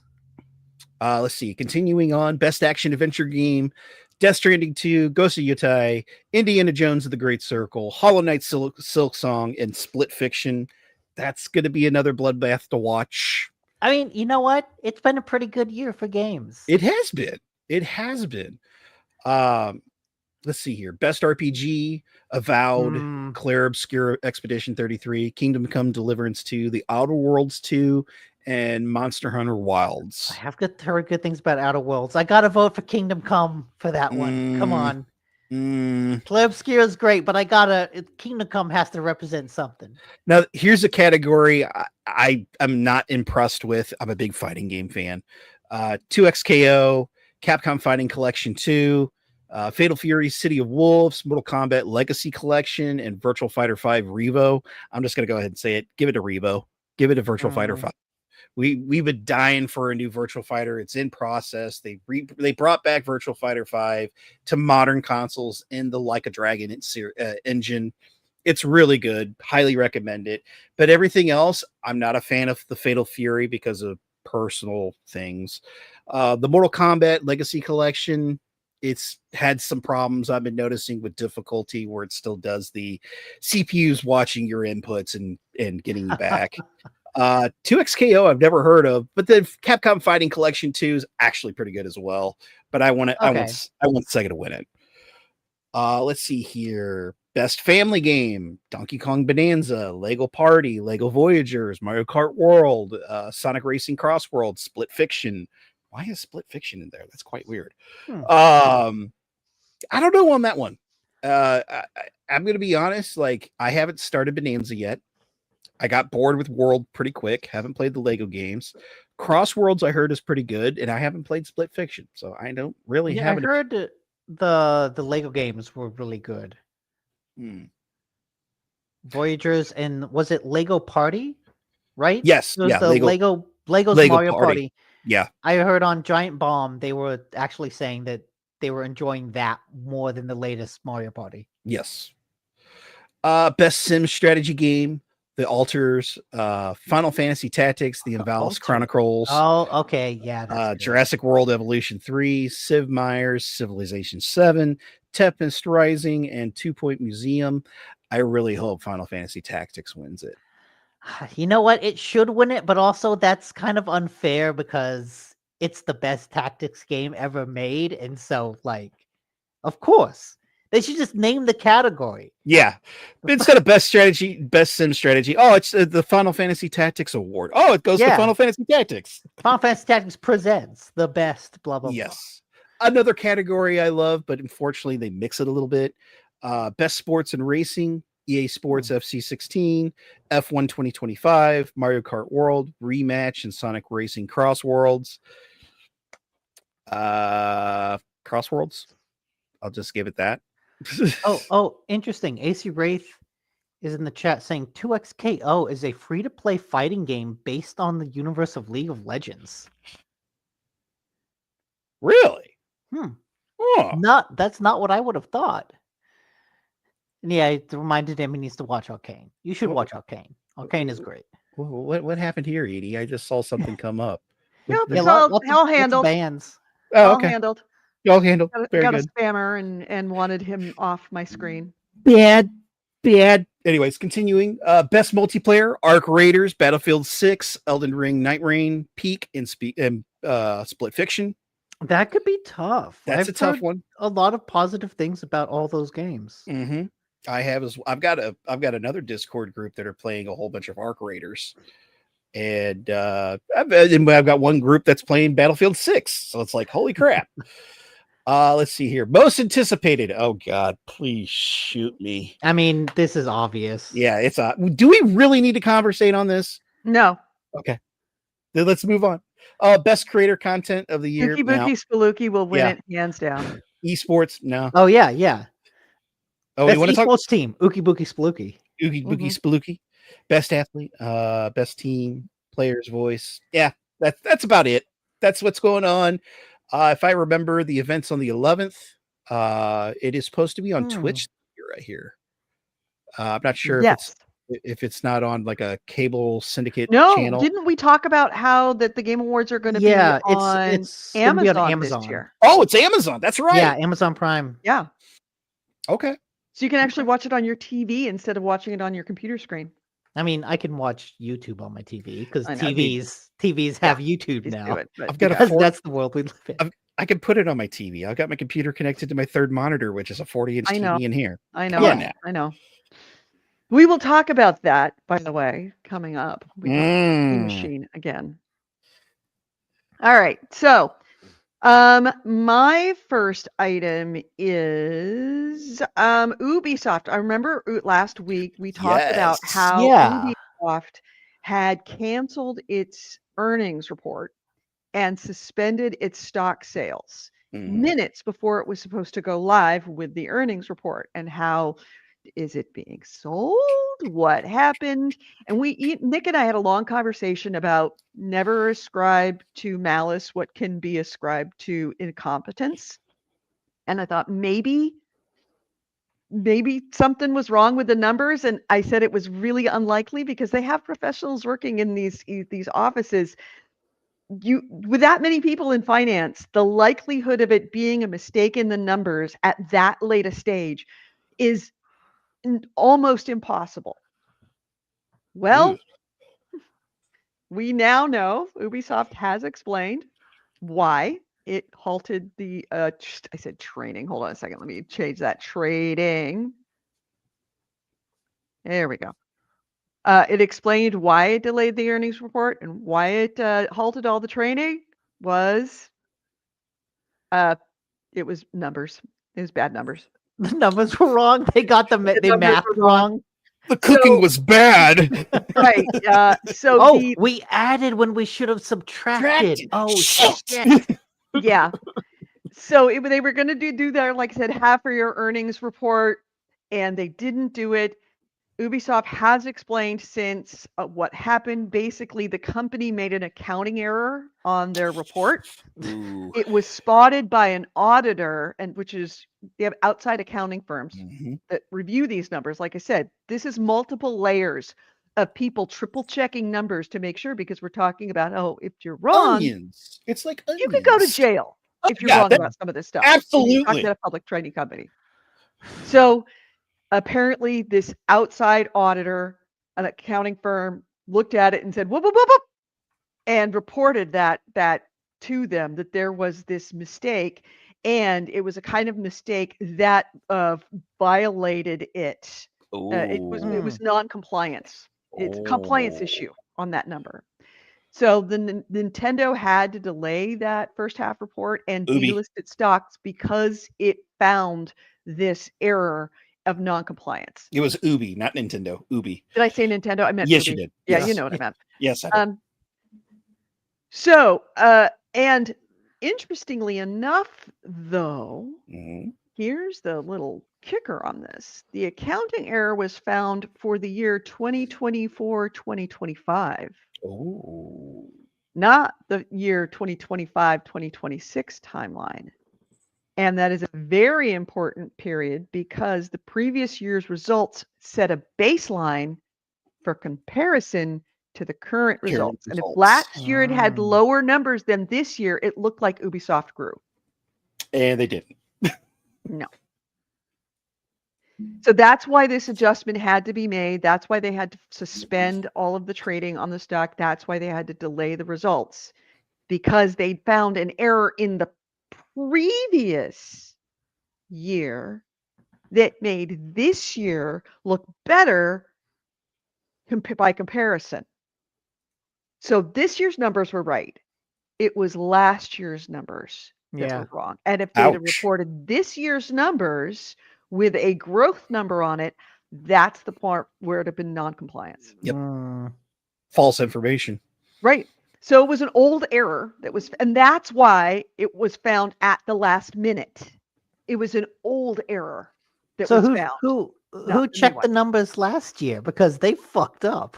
Somebody fucked up last year. Yeah, somebody royally fucked up. But they fortunately caught it before the report was made, because had they done that, then there would have been some very serious and significant ramifications if they said that their company had grown when it hadn't. So yeah, that's why it was. Nick, you were right. It was bad accounting. Good job, Nick. Yeah. And I just said, just assume people are stupid, and that answers 90% of any questions you may have about society. and I think my quote was, it is so unlikely to the point of almost near impossibility. There you go. Almost. Ooh, Almost. wow. Take that So, yeah. bar you have and lower it. Lower it. So It's that's funny. that. It's funny you brought up Ubisoft, and we just had that discussion, and we just talked about how Claire Obscure is dominating the Game Awards and their nominations. Can you just see the scene of Homelander with the earring going on and seeing all those nominations happening? Just the Claire Obscure 23, Claire Obscure Expedition 33, Claire Obscure Expedition 33, Claire Obscure. It's just you just see Ubisoft going, son of a bitch. One could only hope. Oh, Yeah. What, Nick? there's AC Wraith linked to a story. Saudi Arabia's prince has big plans, but his giant fund is running low on cash. Well, they just spent so much money. EA! It's just fucking EA! Absolutely. Oh Lord. That's the equivalent of me buying a completely useless Danish teak desk. You're broke. I'm broke. I got no money. Oh, by the way, I love Corey's little post there. That's funny. What? Oh, Corey Wallace says 800 episodes and Edie finally admits that Nick is right. Something's wrong here. I will say, do turn we that ever corner. get back to the Rog Ally bet? No. Yeah, no, I No, think we we haven't. did, but we never made good on those promises. Nah, well, generally speaking, we rarely make good on our promises on our bets. We just wing it. Yeah, exactly. We say it's really about winning. It's not about the bet. It's about Yeah. the winning. About the winning. Yeah. All right. So next item, Nick. That's kind of all I had. Okay. Maynard. Yes. I have some information up. How does this work? I've never done this. Do you want me to present this to you guys, or? Yes. Go ahead and just start talking. Okay. What I have here, earlier this week, a big item in the retro game community has released through Analog, the new Analog 3D. It is the new FPGA N64 that has released and is a very unique device. So you guys are probably wondering, what the hell is an FPGA? Field programmable gamma ray assembly, if I remember correctly. Basically, this is the future for old school games. There has been a community around that have been taking these chipsets that can mimic or hardware based emulate older consoles. And basically, we have reached the point of Nintendo 64 being able to be used. These chipsets now, they output 4K. They have enhancements. It's basically a plug and play console that you go ahead and put your game console in, your cartridge in, put it on your 4K TV, and it will run correctly. Not as in where you can play it on a software emulator. You're going to have latency issues and such. This actually is the way to go, where it will not have that latency. It'll actually be improved and such because it's hardware based. It's actually really cool. I've been watching reviews all this week, and FPGA has been around for a while. We have other consoles that are out there that Analog has made. Let me see if I can pull up the list here of other consoles they've made. They've done, goodness, they did like a Super Nintendo one, the Super Analog NT. They did the original Analog NT. They did a handheld for Game Boy that also played Game Boy Color, Game Boy Advance, Game Gear, Atari Lynx, and it's all FPGA. Analog is a very niche production company that makes these devices. They're very high quality, I will say. I have had the experience of playing on a Analog Pocket, which is very nice. Oh, what do we got going on here? Somebody just threw it in the trash. Oh yeah, throw their N64 in the trash. But it's neat. I mean, it's a modern version of playing your classic games authentically. You're probably also wondering, okay, wait a minute, how are they able to actually do this with licensing terms and such? And this is a Nintendo product that's not made by Nintendo. It's usually because these are backwards engineered, more so that the licensing is expired on these devices, that we're allowed to do this as long as they stick very similar to what the product is and not go too far off the grounds. Enhancements are usually pretty good about it. But there's other ways. There's another method you can play HDMI on your N64, but the analog 64, basically put your console down, put your game console in, plug it in. That's it. You can start playing your N64 games. I think it looks fantastic. The price range is a little high. Let me get the price here for you. $269 for the console, which as of right now, here's where it gets really cool with FPGA. So $269 gets you the console. You could use your original controllers. You could buy, what's cool is they've partnered with 8-Bit Do, and they have an N64 kind of modernized controller you can play now. You can still use your original controllers if you want.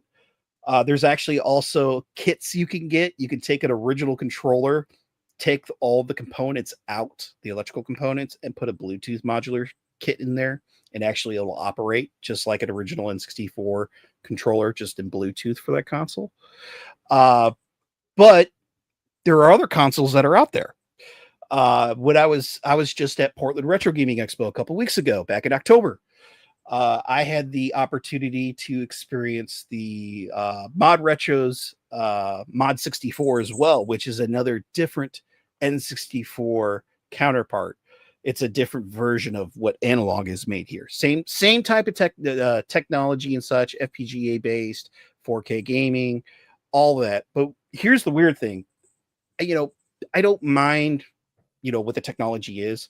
Mod Retro is owned by Lucky Palmer, which was weird. I got to meet Lucky Palmer.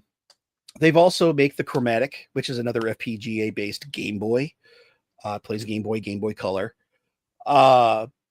It's not available yet, but they did have a demo unit at PRGE. It was pretty neat. I sat down, experienced it with a couple of friends of mine, playing 4K Mario Kart 64. It was actually pretty cool. Just sitting there, no latency, nothing. And just being able to play our old games now and a true, how should I say this? It was just like playing in front of an old CRT. I've got a giant 27-inch CRT sitting right over here. But now we're able to play on modern displays. And it looks crispy, it's clean, it's beautiful. But let me get a little further here. So this FPGA stuff's been around for a while. And this is the console that I'm looking forward to. It's called the SuperStation 1. The FPGA, this is all the future of retro consoles. Now, the SuperStation 1, it is being developed by a team over in Hong Kong. What's that gentleman's name? I can't remember. That Tim told me. But here's the shocker. This one's kind of based off of Mister, which is the program that actually uses these FPGA chipsets. And Mister kind of opens everything. So you know how people play games or emulate games, they download the ROM, or what they should be doing legally is, I take a disc down, I rip the disc, I take that ISO file, I put it in an SD card, I put it in this FPGA, it runs. That's my own backup copy. I can do that.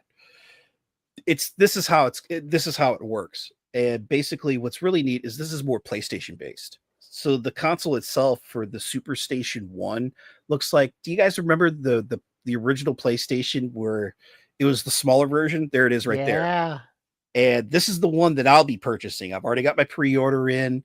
There is a dock coming as well too. It'll do the same thing. It'll play. It's mainly PlayStation based. If he lifts the front, you can actually see that it actually has PlayStation ports on it. So you can use PS1 and PS2 controls, which helps with latencies. It also has memory card features too. So you could use your original memory cards. Can they do PS2 games? Not yet. Just PS1. Just PS1. We haven't gotten that far on that technology. Yeah. We're getting there. The Mister program's been around for quite a while. We actually have everything from what it sounds like I think it's Atari 2600 up until about PlayStation, Nintendo 64, and Sega Saturn. That's right around the area where we're at. But the accuracy on these things are like 99.8%, like almost playing on a real machine. Some of these, which with the program that they use to change the FPGA chipset inside, it's called a core. And there are official cores and unofficial cores. Most of the official cores are pretty dang accurate. I mean, some of them are actually perform better than the console from what I've heard. But what's really neat with the SuperStation 1 is that this device has the ability to actually play not only on modern displays, so you can play on your 4K, 4K monitor, 4K TV, 60 frames per second. Oh, it's pretty. You could actually play this on older monitors too. It'll have composite, it'll have RGB, it'll have component S-video. This device will allow you to play on even older TVs and actually have that authentic feeling of actually playing on a CRT with newer tech, which is really cool too. I'm actually very excited for the expansion deck you'll get with this, which will have more USBs on it. But this is going to be the first time that disc-based games can be ran on an FPGA setup, from what I've seen. So you could take your original copy. Like if I pulled a PlayStation game down here, put it in the disc drive, close the disc drive, it'll play just like a PlayStation. Nothing. That's Nope. crazy. This is where we've gotten at now. Yeah, I know that I've gotten old because I have old PlayStation discs that I've saved up. The retro console scene has now caught up to me between the N64 and the PS1. It's like, oh, yeah, this is my childhood. Yeah, this is the equivalent of that moment when the songs from your youth are now car commercials. Yeah. Ugh, yeah. It's a pretty good comparison. Mhm. Now, what's really cool, Except in a good way, because like this lets me play those games again. yes, it allows you to play it on a modern display if you wanted Yeah. to. That's ease of access. If you're more technical like me, yeah, maybe I'd like to play it on my CRT here. Or what's really cool, I have in my other office where I do my normal work days when I'm working from home, I have a small professional video monitor. It's only like a 10-inch monitor, but it does full RGB. It's like one of those monitors you see at a television station. But you can put the direct signal into it and get the cleanest analog signal you can get. And it is so pretty. You would not believe how you could take that, you could get game consoles that old that have that ability, what's called RGB, and putting that pure signal into a display of a PVM and just get crisp, beautiful, pure colors. It's so good. So if you guys are seeing here, you see how in the video we're seeing this front end. See how it's very simplified and all that? Well, a good friend of ours is working on that software, Commander Tim. Yes, he is. Cool. He's part of the Zapparoo team, which this is how I discovered it, because he came to me because a long time ago, before I left the show, he was selling a whole bunch of old Super Nintendo games, and I bought them. I've still got them. They're over here in this cabinet. One of them was an Earthbound. He even asked me, he goes, "Do you still have my Earthbound?" Absolutely. I'm not getting rid of that damn game. It's so good. He came to me, he's like, "Hey, I do a lot of FPGA stuff. You ever need anything, let me know." Now I've got a good friend of mine. You can catch her on Blue Sky. Her name's Sky, Skye. She lives like 2 miles down the road. She does a whole bunch of Xbox data recovery stuff. She works with Mod Nation console gaming, so she does a lot of the modding scene. So I was telling her about this, and she goes, "Wait, so that name sounds familiar." I'm like, "What do you mean?" And she goes, "Go ask him some things." Like, because I was showing her, I bought a Superstation 1. So I showed Tim and I said, "Hey, I just purchased a Superstation 1. I'm finally entering into the Mr. FPGA program and such." And he goes, "Oh, I'm working on that software." What? And he works for Zapparoo. It's only him and I think his other team member is Wiz. And they're the only two who work on the front end of this, that the gentleman who is in charge of the Superstation 1 program, Zapparoo has a really cool thing where you put an NFC USB device on these FPGAs and you get NFC cards. You tap the card and it loads the game automatically. So it's like having your own cartridge system, just inconvenience of cards. So instead of going through the menus, be like, "Oh, I want to play Mario Brothers," tap, loads up, plays, no problem. I am very excited for this. I've already got my pre-order in for Superstation 1 with the deck. I've already paid for everything. It was like $400 with shipping. But it's a worthy investment. Yeah, but it's everything. It plays everything. I mean, I'm seeing Apple too. I'm seeing Amiga. I'm seeing everything. Yes. And it plays them very accurately. That's the key thing that I'm trying to point out is you're going to get people who are like, "Oh, I could just go ahead and just emulate these games on my computer." But how good's the accuracy? Right. You're going to have input lag. You're going to have color differences. You're going to have all these problems. Whereas this eliminates it. Yes, it gets it very close to console. Also, let's not underestimate the convenience. In order to play a retro game, it's pretty fucking kludgy. It's very It's very expensive nowadays too. Yeah. Yes. And I mean, that was what we'll get into with the the Steam machine. There is a price for convenience, for just plugging it in and it works. That has a value in and of itself that makes things much more expensive because obviously it takes more to do that, but it also is worth it.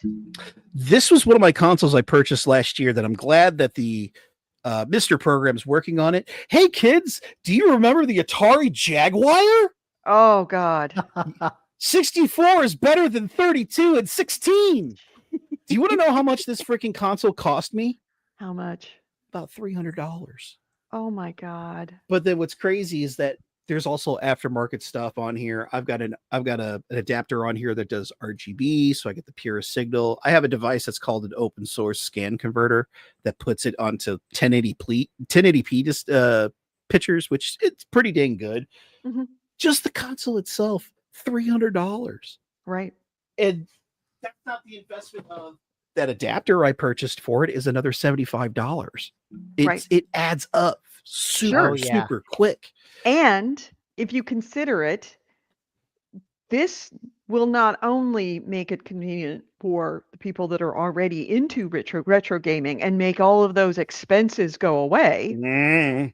It also makes it easy for people that want to do retro gaming that don't want to kludge it together. I am one of them. I will never would have never gotten into retro gaming, even though so many games I would love to play again, because I don't want to have to go through the back bends that I will need to put it on a TV, to put it on my TV. Yes. It opens it up to a whole new market of casual gamers who just want to play an old game. It does. It's still niche, but it does open up the market. The nice thing is that the Tempest 2000. AC Ray says now Maynard can play Tempest 2000 and I have it. Psychedelic effect. Of I course have you have it. And then on top of that, I can still just do it without playing the game because I do have the original soundtrack. Oh, nice. I do like how this is turning out. And I think what's neat is that we have these, we used to be like, you look at a normal Mister. I don't have a picture on me, but if you look up a Mister FPGA console, it's just a box. It's like that. I mean, I can't really describe it. It looks unusual. It looks like a micro PC is basically. Oh, yeah. It's like a PC without a shell. In more so, even if you put it in a shell, it looks alien. It's like, I don't want to touch this. I don't want to deal with this. When you look at the Superstation 1 or the Analog 3D, doesn't that look kind of nice next to your TV? It looks presentable. Right. It looks like a modern console. Yes, that's what I love about it. Is that they're like, yeah, it's still got the same tech that you could purchase now and do what you want to do. But MGR, there's Jason's video. Personally, no, Metal Jesus Rocks. Great dude. Great dude. Actually had dinner with him at Portland Retro Gaming Expo. It was pretty nice. Nice. But the Superstation 1 and the Analog 3D, their consoles, they look modernized. They look very nice sitting on next to your TV. So I know for sure once I get my Superstation 1, I will be doing an in-depth review with it. I've got another friend of mine in a Discord. She's a VTuber that she's in the Mr. program, and she's also getting a Superstation 1. I'm going to talk to her a little bit. We're going to try to collab. I'm going to get my friend Sky involved as well. We're all going to work and collab together and give our personal reviews on how this works out. So I look forward to it, and I would love to share that on here when that actually arrives. Do you know where to find us? We're not going anywhere as far as I know. Okie dokie. You can have it on episode 1600. Well, it actually, Superstation 1 releases first quarter next year. Good. So there's already batches already going out. I'm in batch 3. Mm-hmm. So I should be probably first quarter, maybe second quarter beginning. Mm-hmm. But totally worth it. But yes, welcome to the future, friends. Join me. Welcome to the current, Maynard. Welcome to the present. Okay. I'll take you on that one. All right. My next item, actually my last item is, and it's really fitting that you were talking about this retro gaming box that will allow you to make it easy and make it convenient. Valve, of course, announced last week the Steam Machine.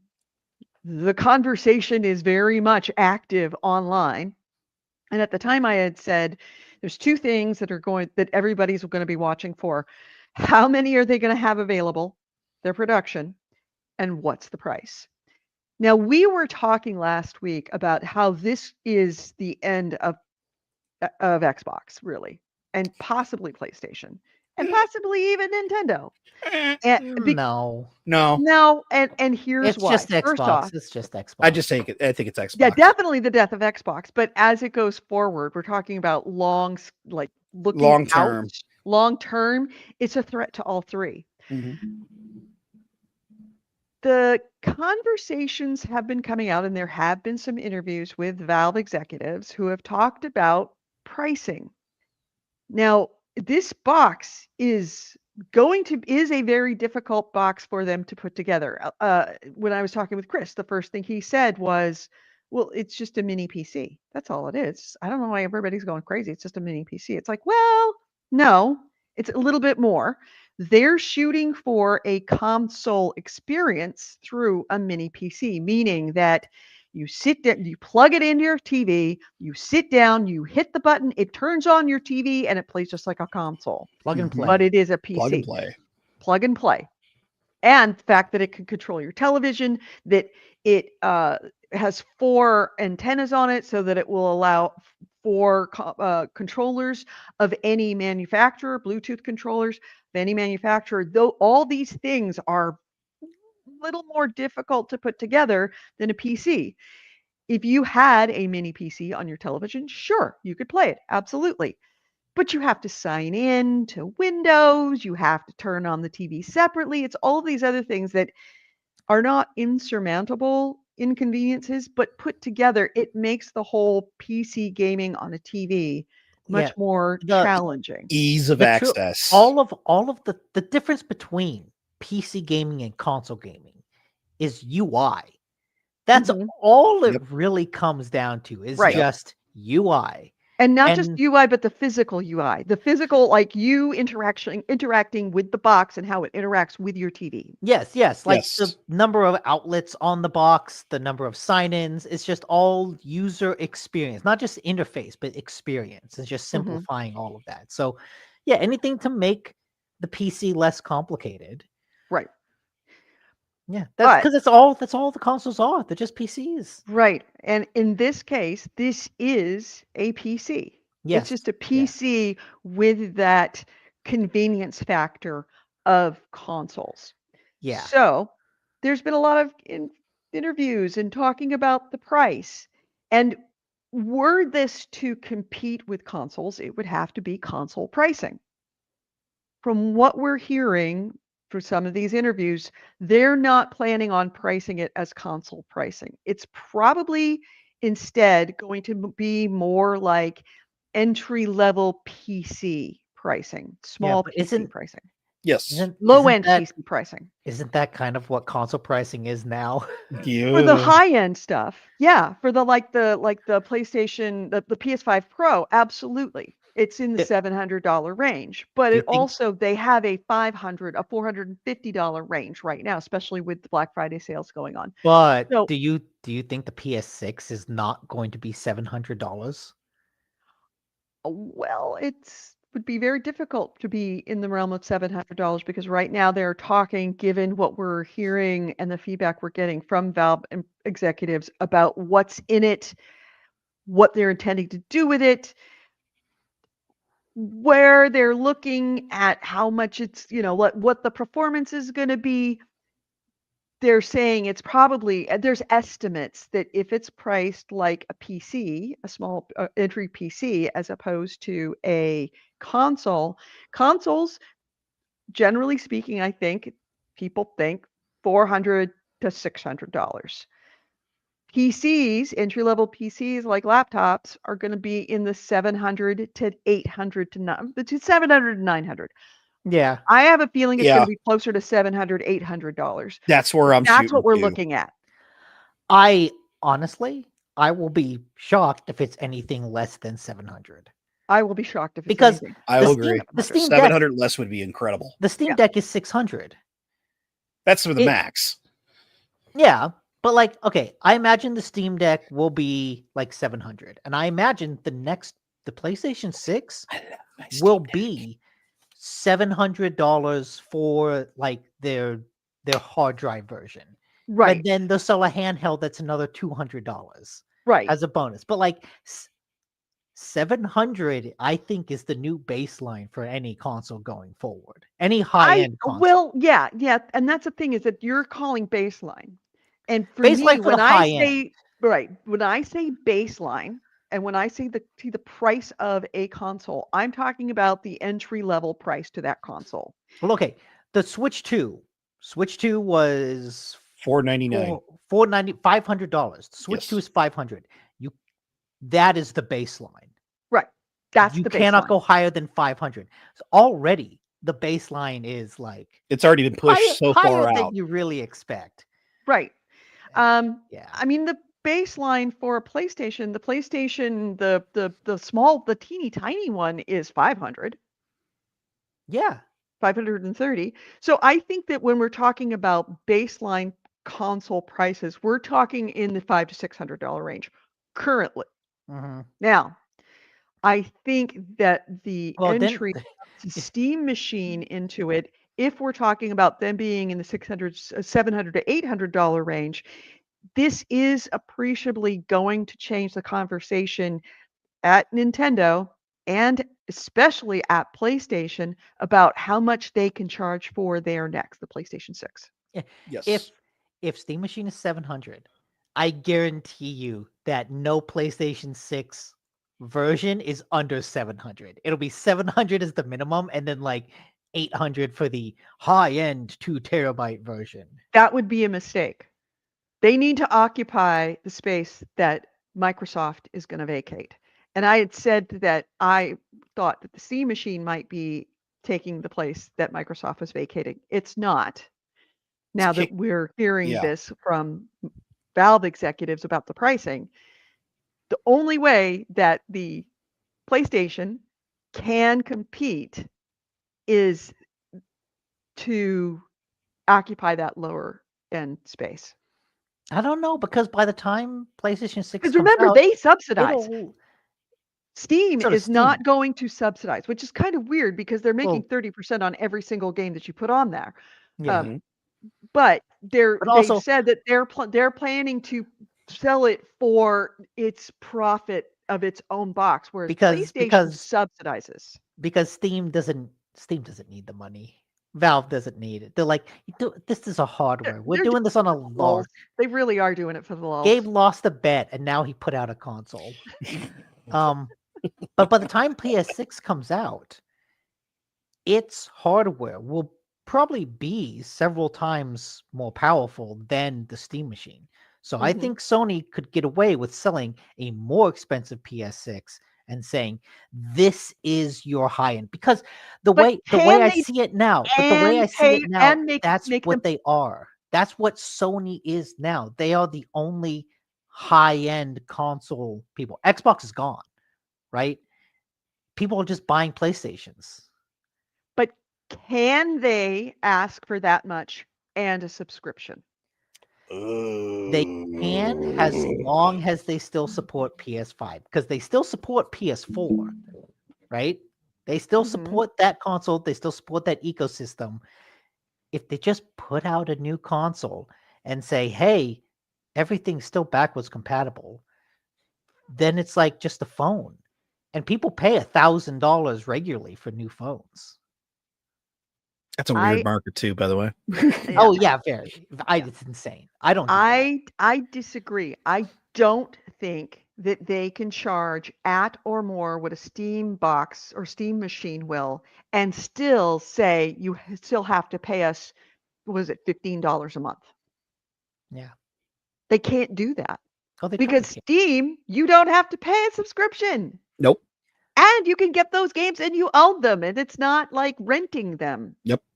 Okay, those are two different things. You can buy the PlayStation without having the subscription.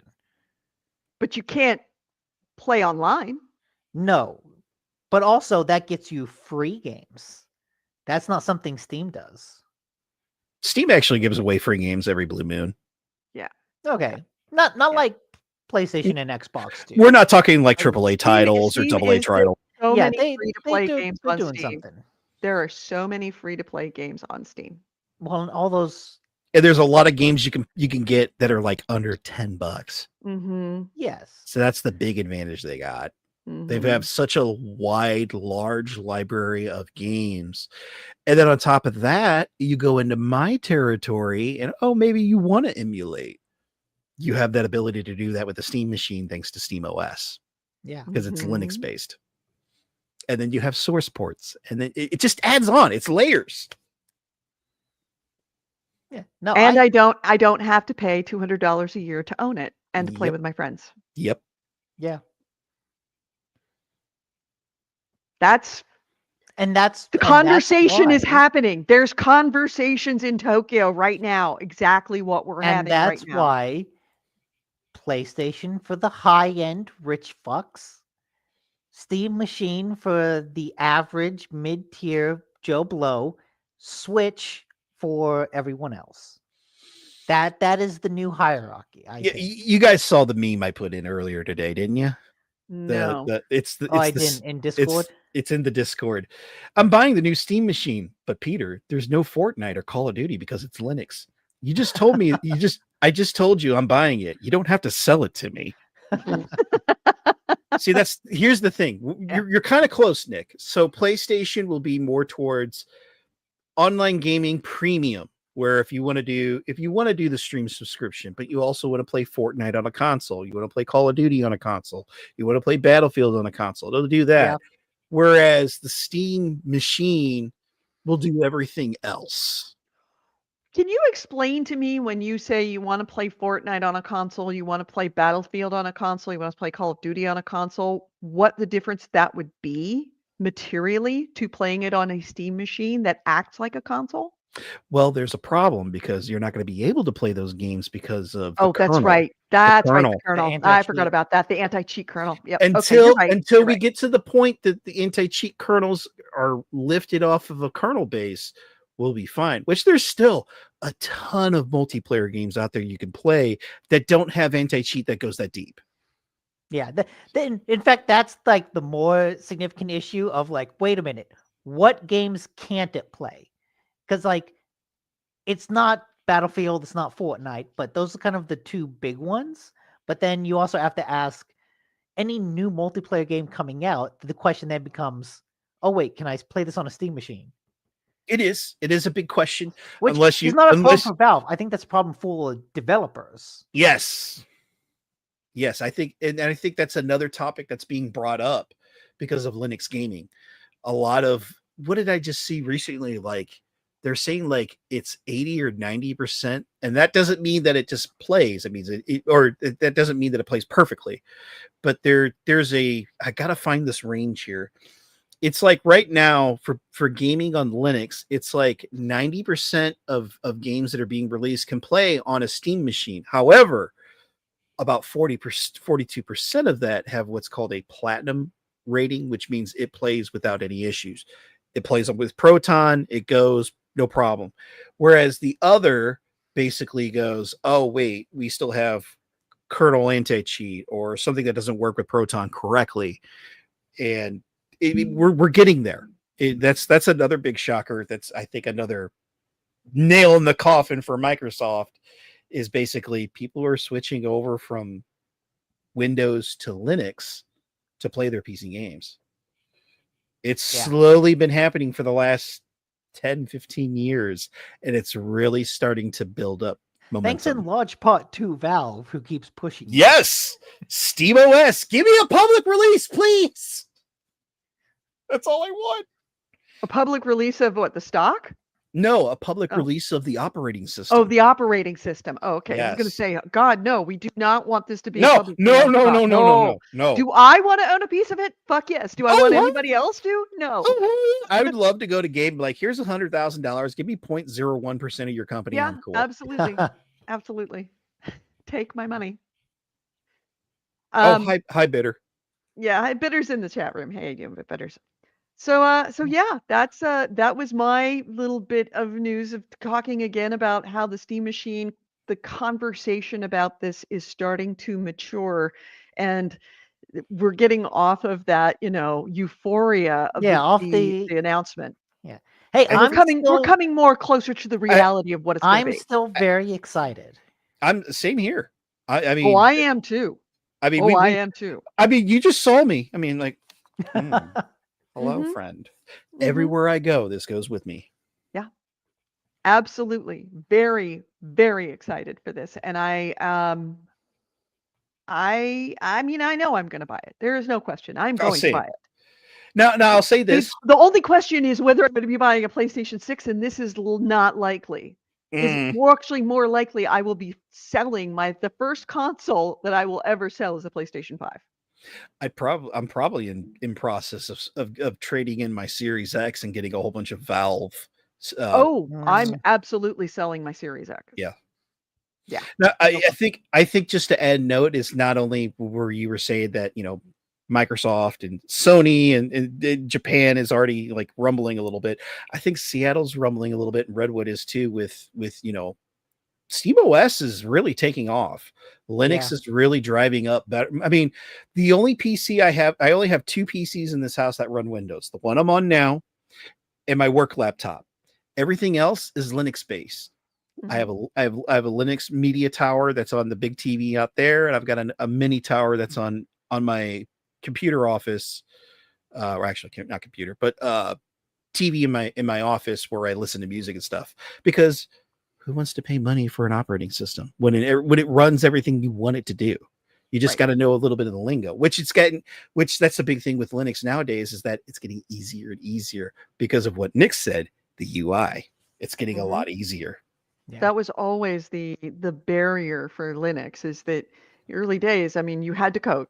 Yes. You could not use it if you didn't code. Excuse me, I use Arch Linux. Right. Oh God, don't bring up Arch Linux to anybody. And I have been resistant to Linux for that reason, because I mean, I have no problem learning a little bit, and Linux is just getting to that point now. I mean, I have had to learn Mac all my life, and I've now converted to learn Microsoft. As fucked up as its way it does things, it does it. I will tell you. I figured it out. Oh, I will tell you this. I know now that I can learn Linux, learn to work in the way, put myself in the mindset. Bitter That's uses. What it is. You have to put yourself in the mindset of your operating system so that you can think the way that it thinks to find the things that you need and make it do the things you want. Bitter here says they use Ubuntu, which is a great operating system, Linux-based distribution. I use Mint. I love Mint. Mint is just very simple. If you want a good OS to start with in the Linux series or anything of Linux based, try Mint. Mint is really good. Does Ryan Reynolds own it? Not that Mint. No. Ryan Reynolds almost owns everything else except that. Yes.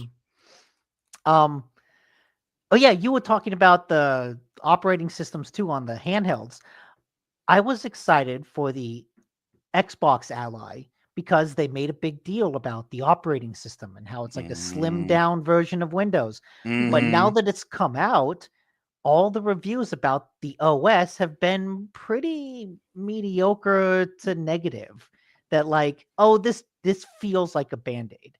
And that I think is one of the worst things to happen, because I was interested in that of, okay, if Xbox can create a handheld that uses the Windows and kind of makes Windows into a solid handheld operating system, that would be really good. I would download that, but they kind of failed. And just recently I read that now all other handhelds can download that full Xbox experience OS. But why would I? when I think it's worse than what's on the airline now. Mm. Mhm. Put it this Right. way, I wonder what happened. Windows, did you just lose NT skills? I mean, where's the Neanderthal version? That's what we really need. But they've Yeah. lost the roots on that. Yeah, I think there's so much legacy code in there. No one at Microsoft now knows what to do. There's some line of code that Bill Gates wrote back in the 80s. Mhm. And someone's like, I don't know what this does, but I'm afraid if I delete it, It's going to break destroy everything. The company's just going to shut down. Yeah. Yep. That is the downside, and has been a known downside of creating operating systems. And the classic case of this is the airline industry, the entire airline industry reservation Mm. system being built and iterated upon for so long that there is code in the operating the system to all your reservations. Almost every single one of the reservation systems for every single airline is based on one of two things: Apollo or Sabre. Apollo Yep. was created by United. Sabre was American Airlines.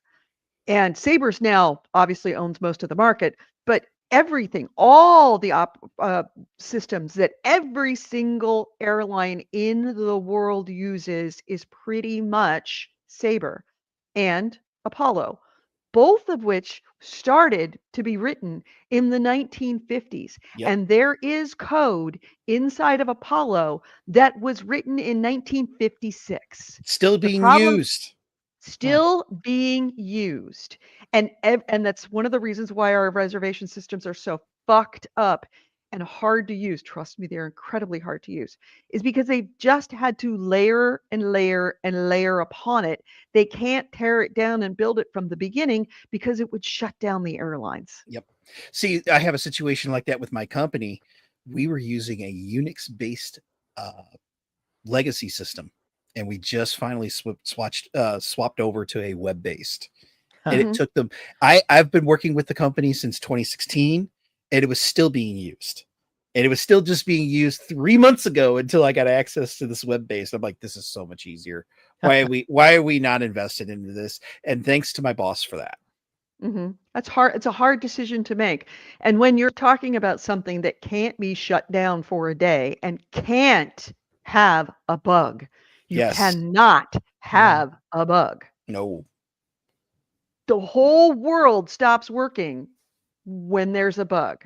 And trust me, there's a lot of bugs in that thing already. Didn't we just see something last year about that? I mean, Southwest was the only one running, but they're on. I think it was operator OS based, because I think Southwest is running an older version of Windows on their system. Yep, they are. And it was working.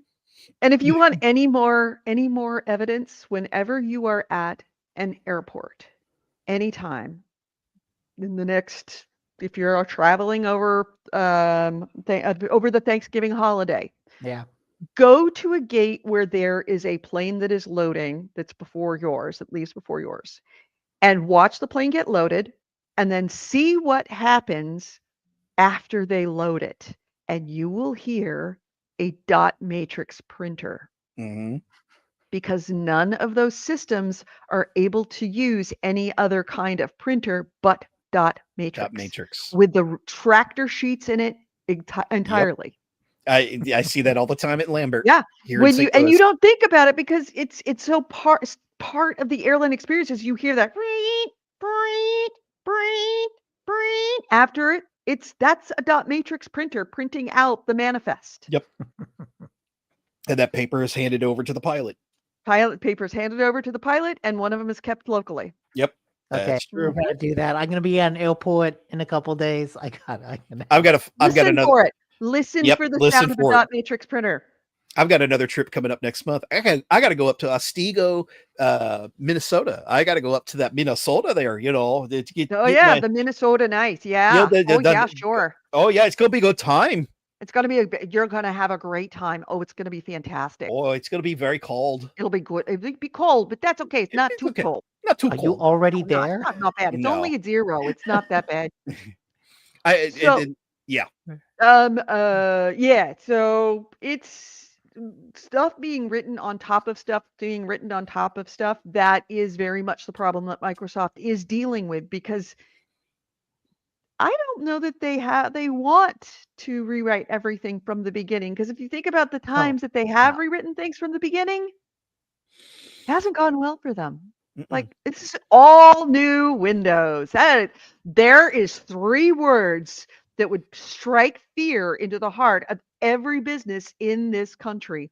All new Windows. Yep. Also, everything that runs on Windows wouldn't be able to run on Windows anymore. No. Yeah, that's true. It would be Kernels be would a change. full upgrade for every version, and so many businesses use old Every versions. of server Windows. in this country. Yeah. Any Windows-based server. Yeah, so basically they can never upgrade or fix it. It No. would break the infrastructure of the country. It would break it, right. It would break the world. Yeah. We would go back to the Stone Age until everything got Was upgraded. that this XKCD comic that's like all of this? Well, since he's bringing that up, I got another trip in January too. I gotta go back to Southern California. There's nothing wrong with that. I haven't heard anything for San Francisco or the Bay Area yet. I'll let you know. The minute you do, both Nick and I are 15 minutes away from the airport. You can come stay with us. Oh, hell yeah. Yep. Yeah, world breaker Windows. That's exactly what would happen. It would break the world. Yes. So they can't upgrade it. And Yes. that's kind of one of the downsides of being a monopoly of all systems, is that if you go down, you take everything with you. This is take the everything with it. reason why Amazon Web Service scares the hell out of me. You know, And it breaks. Cloudflare. Yeah. Cloudflare. It's It that breaks, for the and internet. everything fails. Yeah, Business stops. this is the classic oh wait, before pressing a screen, remove other media. Oh, I need to remove yours. No, you need to. There we go. Yeah. There we go.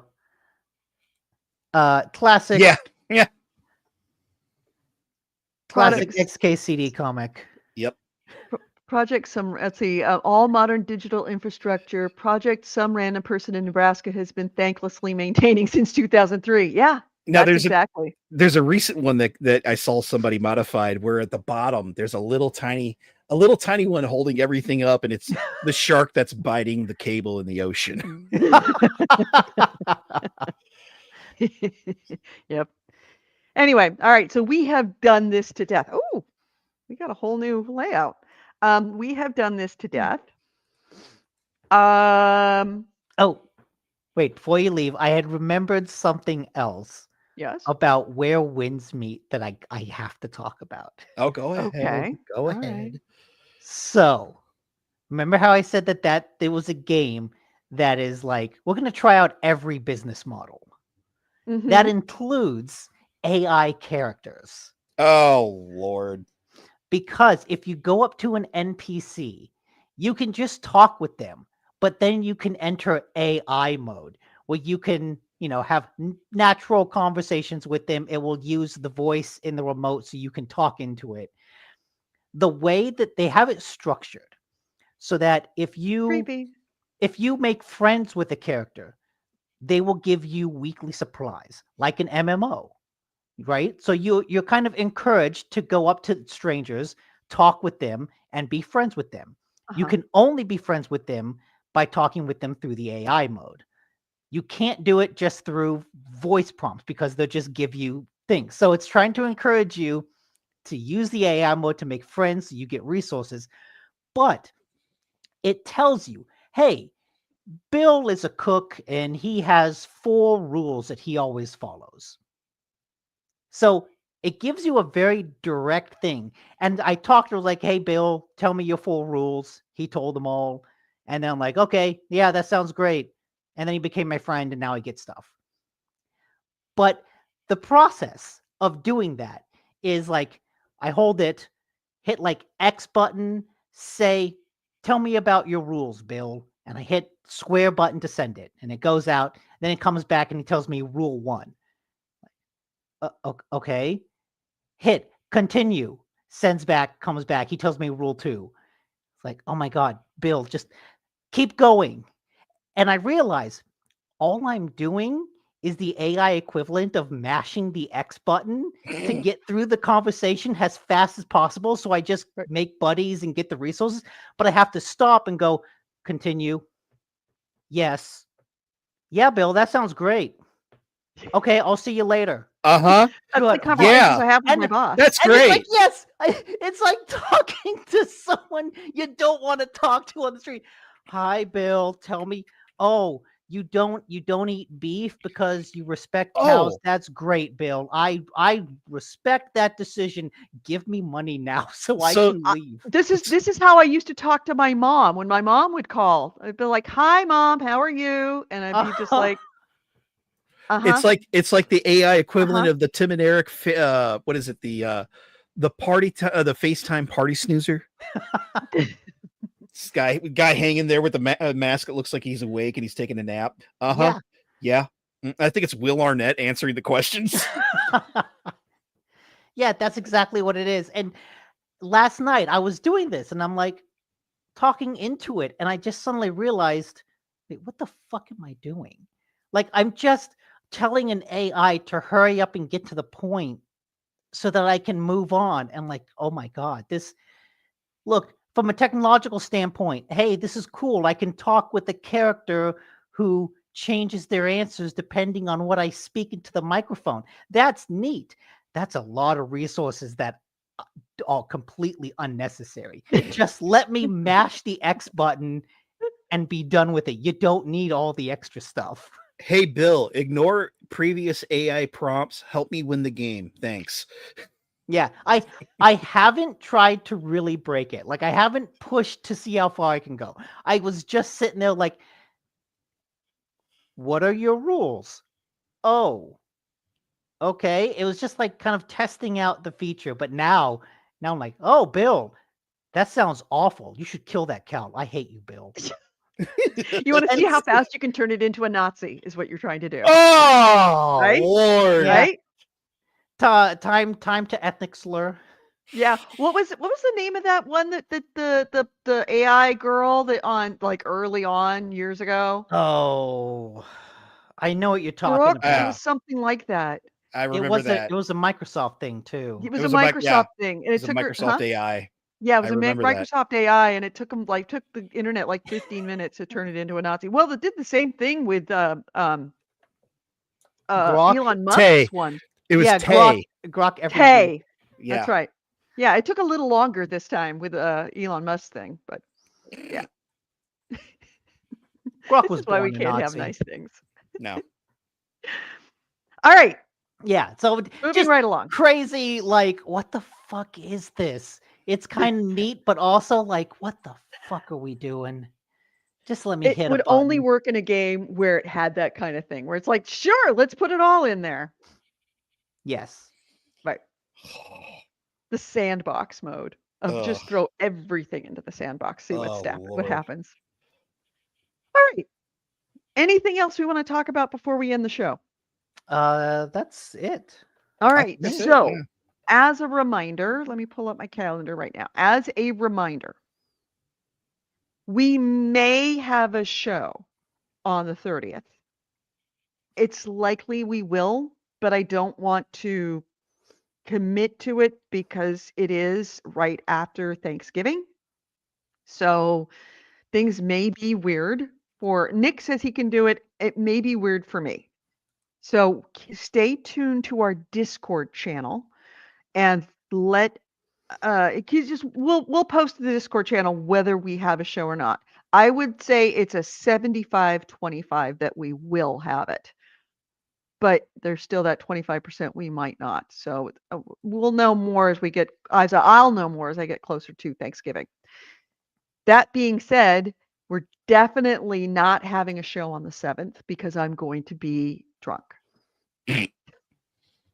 You're excused. I mean, that will just make a better show. I will be like post hangover, not okay. I'm definitely not going to be okay. After 2 days of Christmas parties, I'm definitely not going to be okay.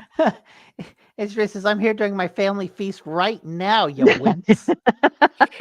You know what? I'm actually excited for Thanksgiving this year because, to be honest, the last 5 years, I've had Thanksgiving to myself because my parents go down. They're snowbirds now. They go down to Florida. For the first time in 5 years, they decided to stay home this year. Oh, good. And I'm looking for. So I told them, it's like, where's my fucking turkey? Well, if that happens next year, you're always welcome to fly out and hang out with me because I can do Thanksgiving I can do it Thanksgiving in July if you want me to. Oh, I love hell yeah. Thanksgiving. I've got enough Love points to use the some travel. Thanksgiving dinner. I think I've only got one personal trip I've got planned for next year. I am going to Midwest Gaming Classic, which will be my first time. It's one of the big 5 conventions that happen around the country. Mr. John Riggs will be there. That was pretty much what pulled the trigger. Sky, my friend down the road, is going to join me as well. And we're going to go have a good time in Milwaukee. Check it out, old school video games. You guys should come to one of these cons. You guys should definitely come to one of these events.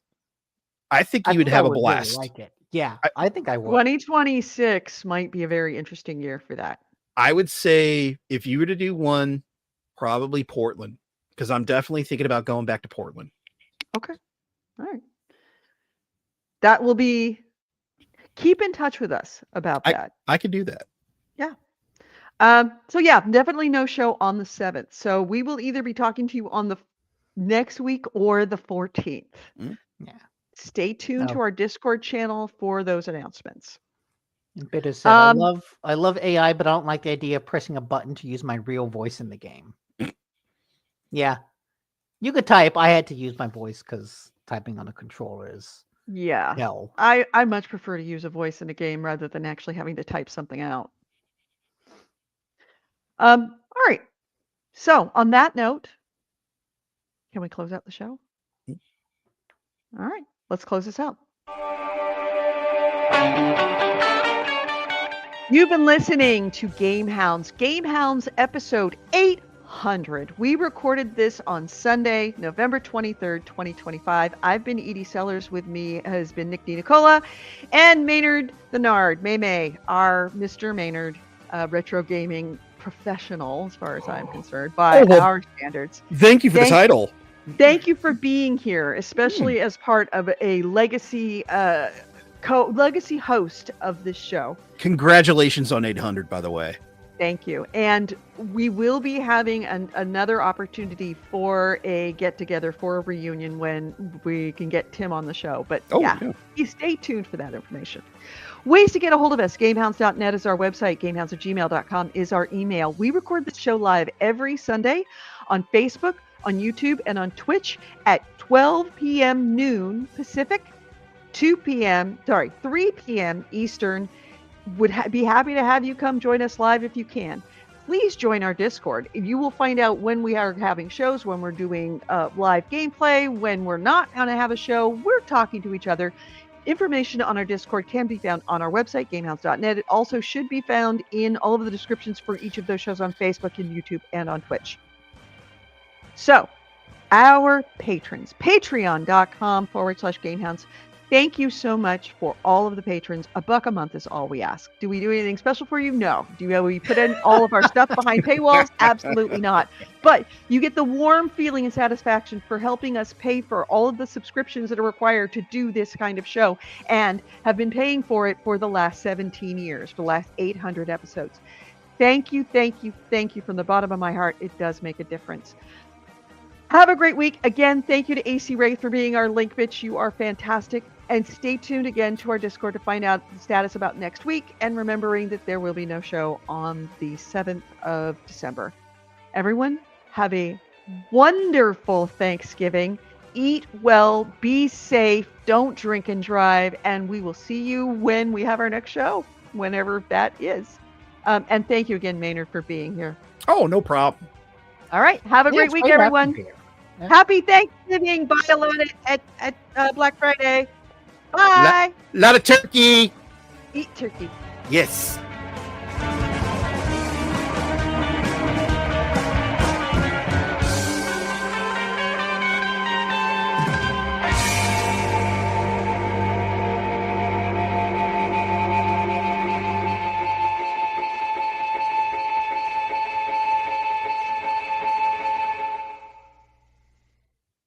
And once again, I want to remind everybody in the chat room, I am very thankful for you, especially looking back. The fact that this is happening over Thanksgiving, a point when you actually are supposed to be looking back in your past, looking at all the things that have happened in the last year and finding gratitude in your heart for all of it. I have deep gratitude in my heart for every single one of you that comes to this show, whether you're new, whether you've been here for years, whether you're on again, off again.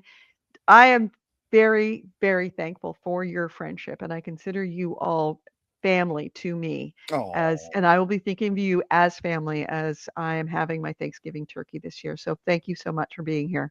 Nick, I am very grateful for your friendship. Maynard, grateful for your friendship as well. It's meant really, especially in the last 5 years, so much to me that you are all part of my lives. So have a great week, everyone. Happy Thanksgiving. Bye-bye. Bye, everybody. Bye.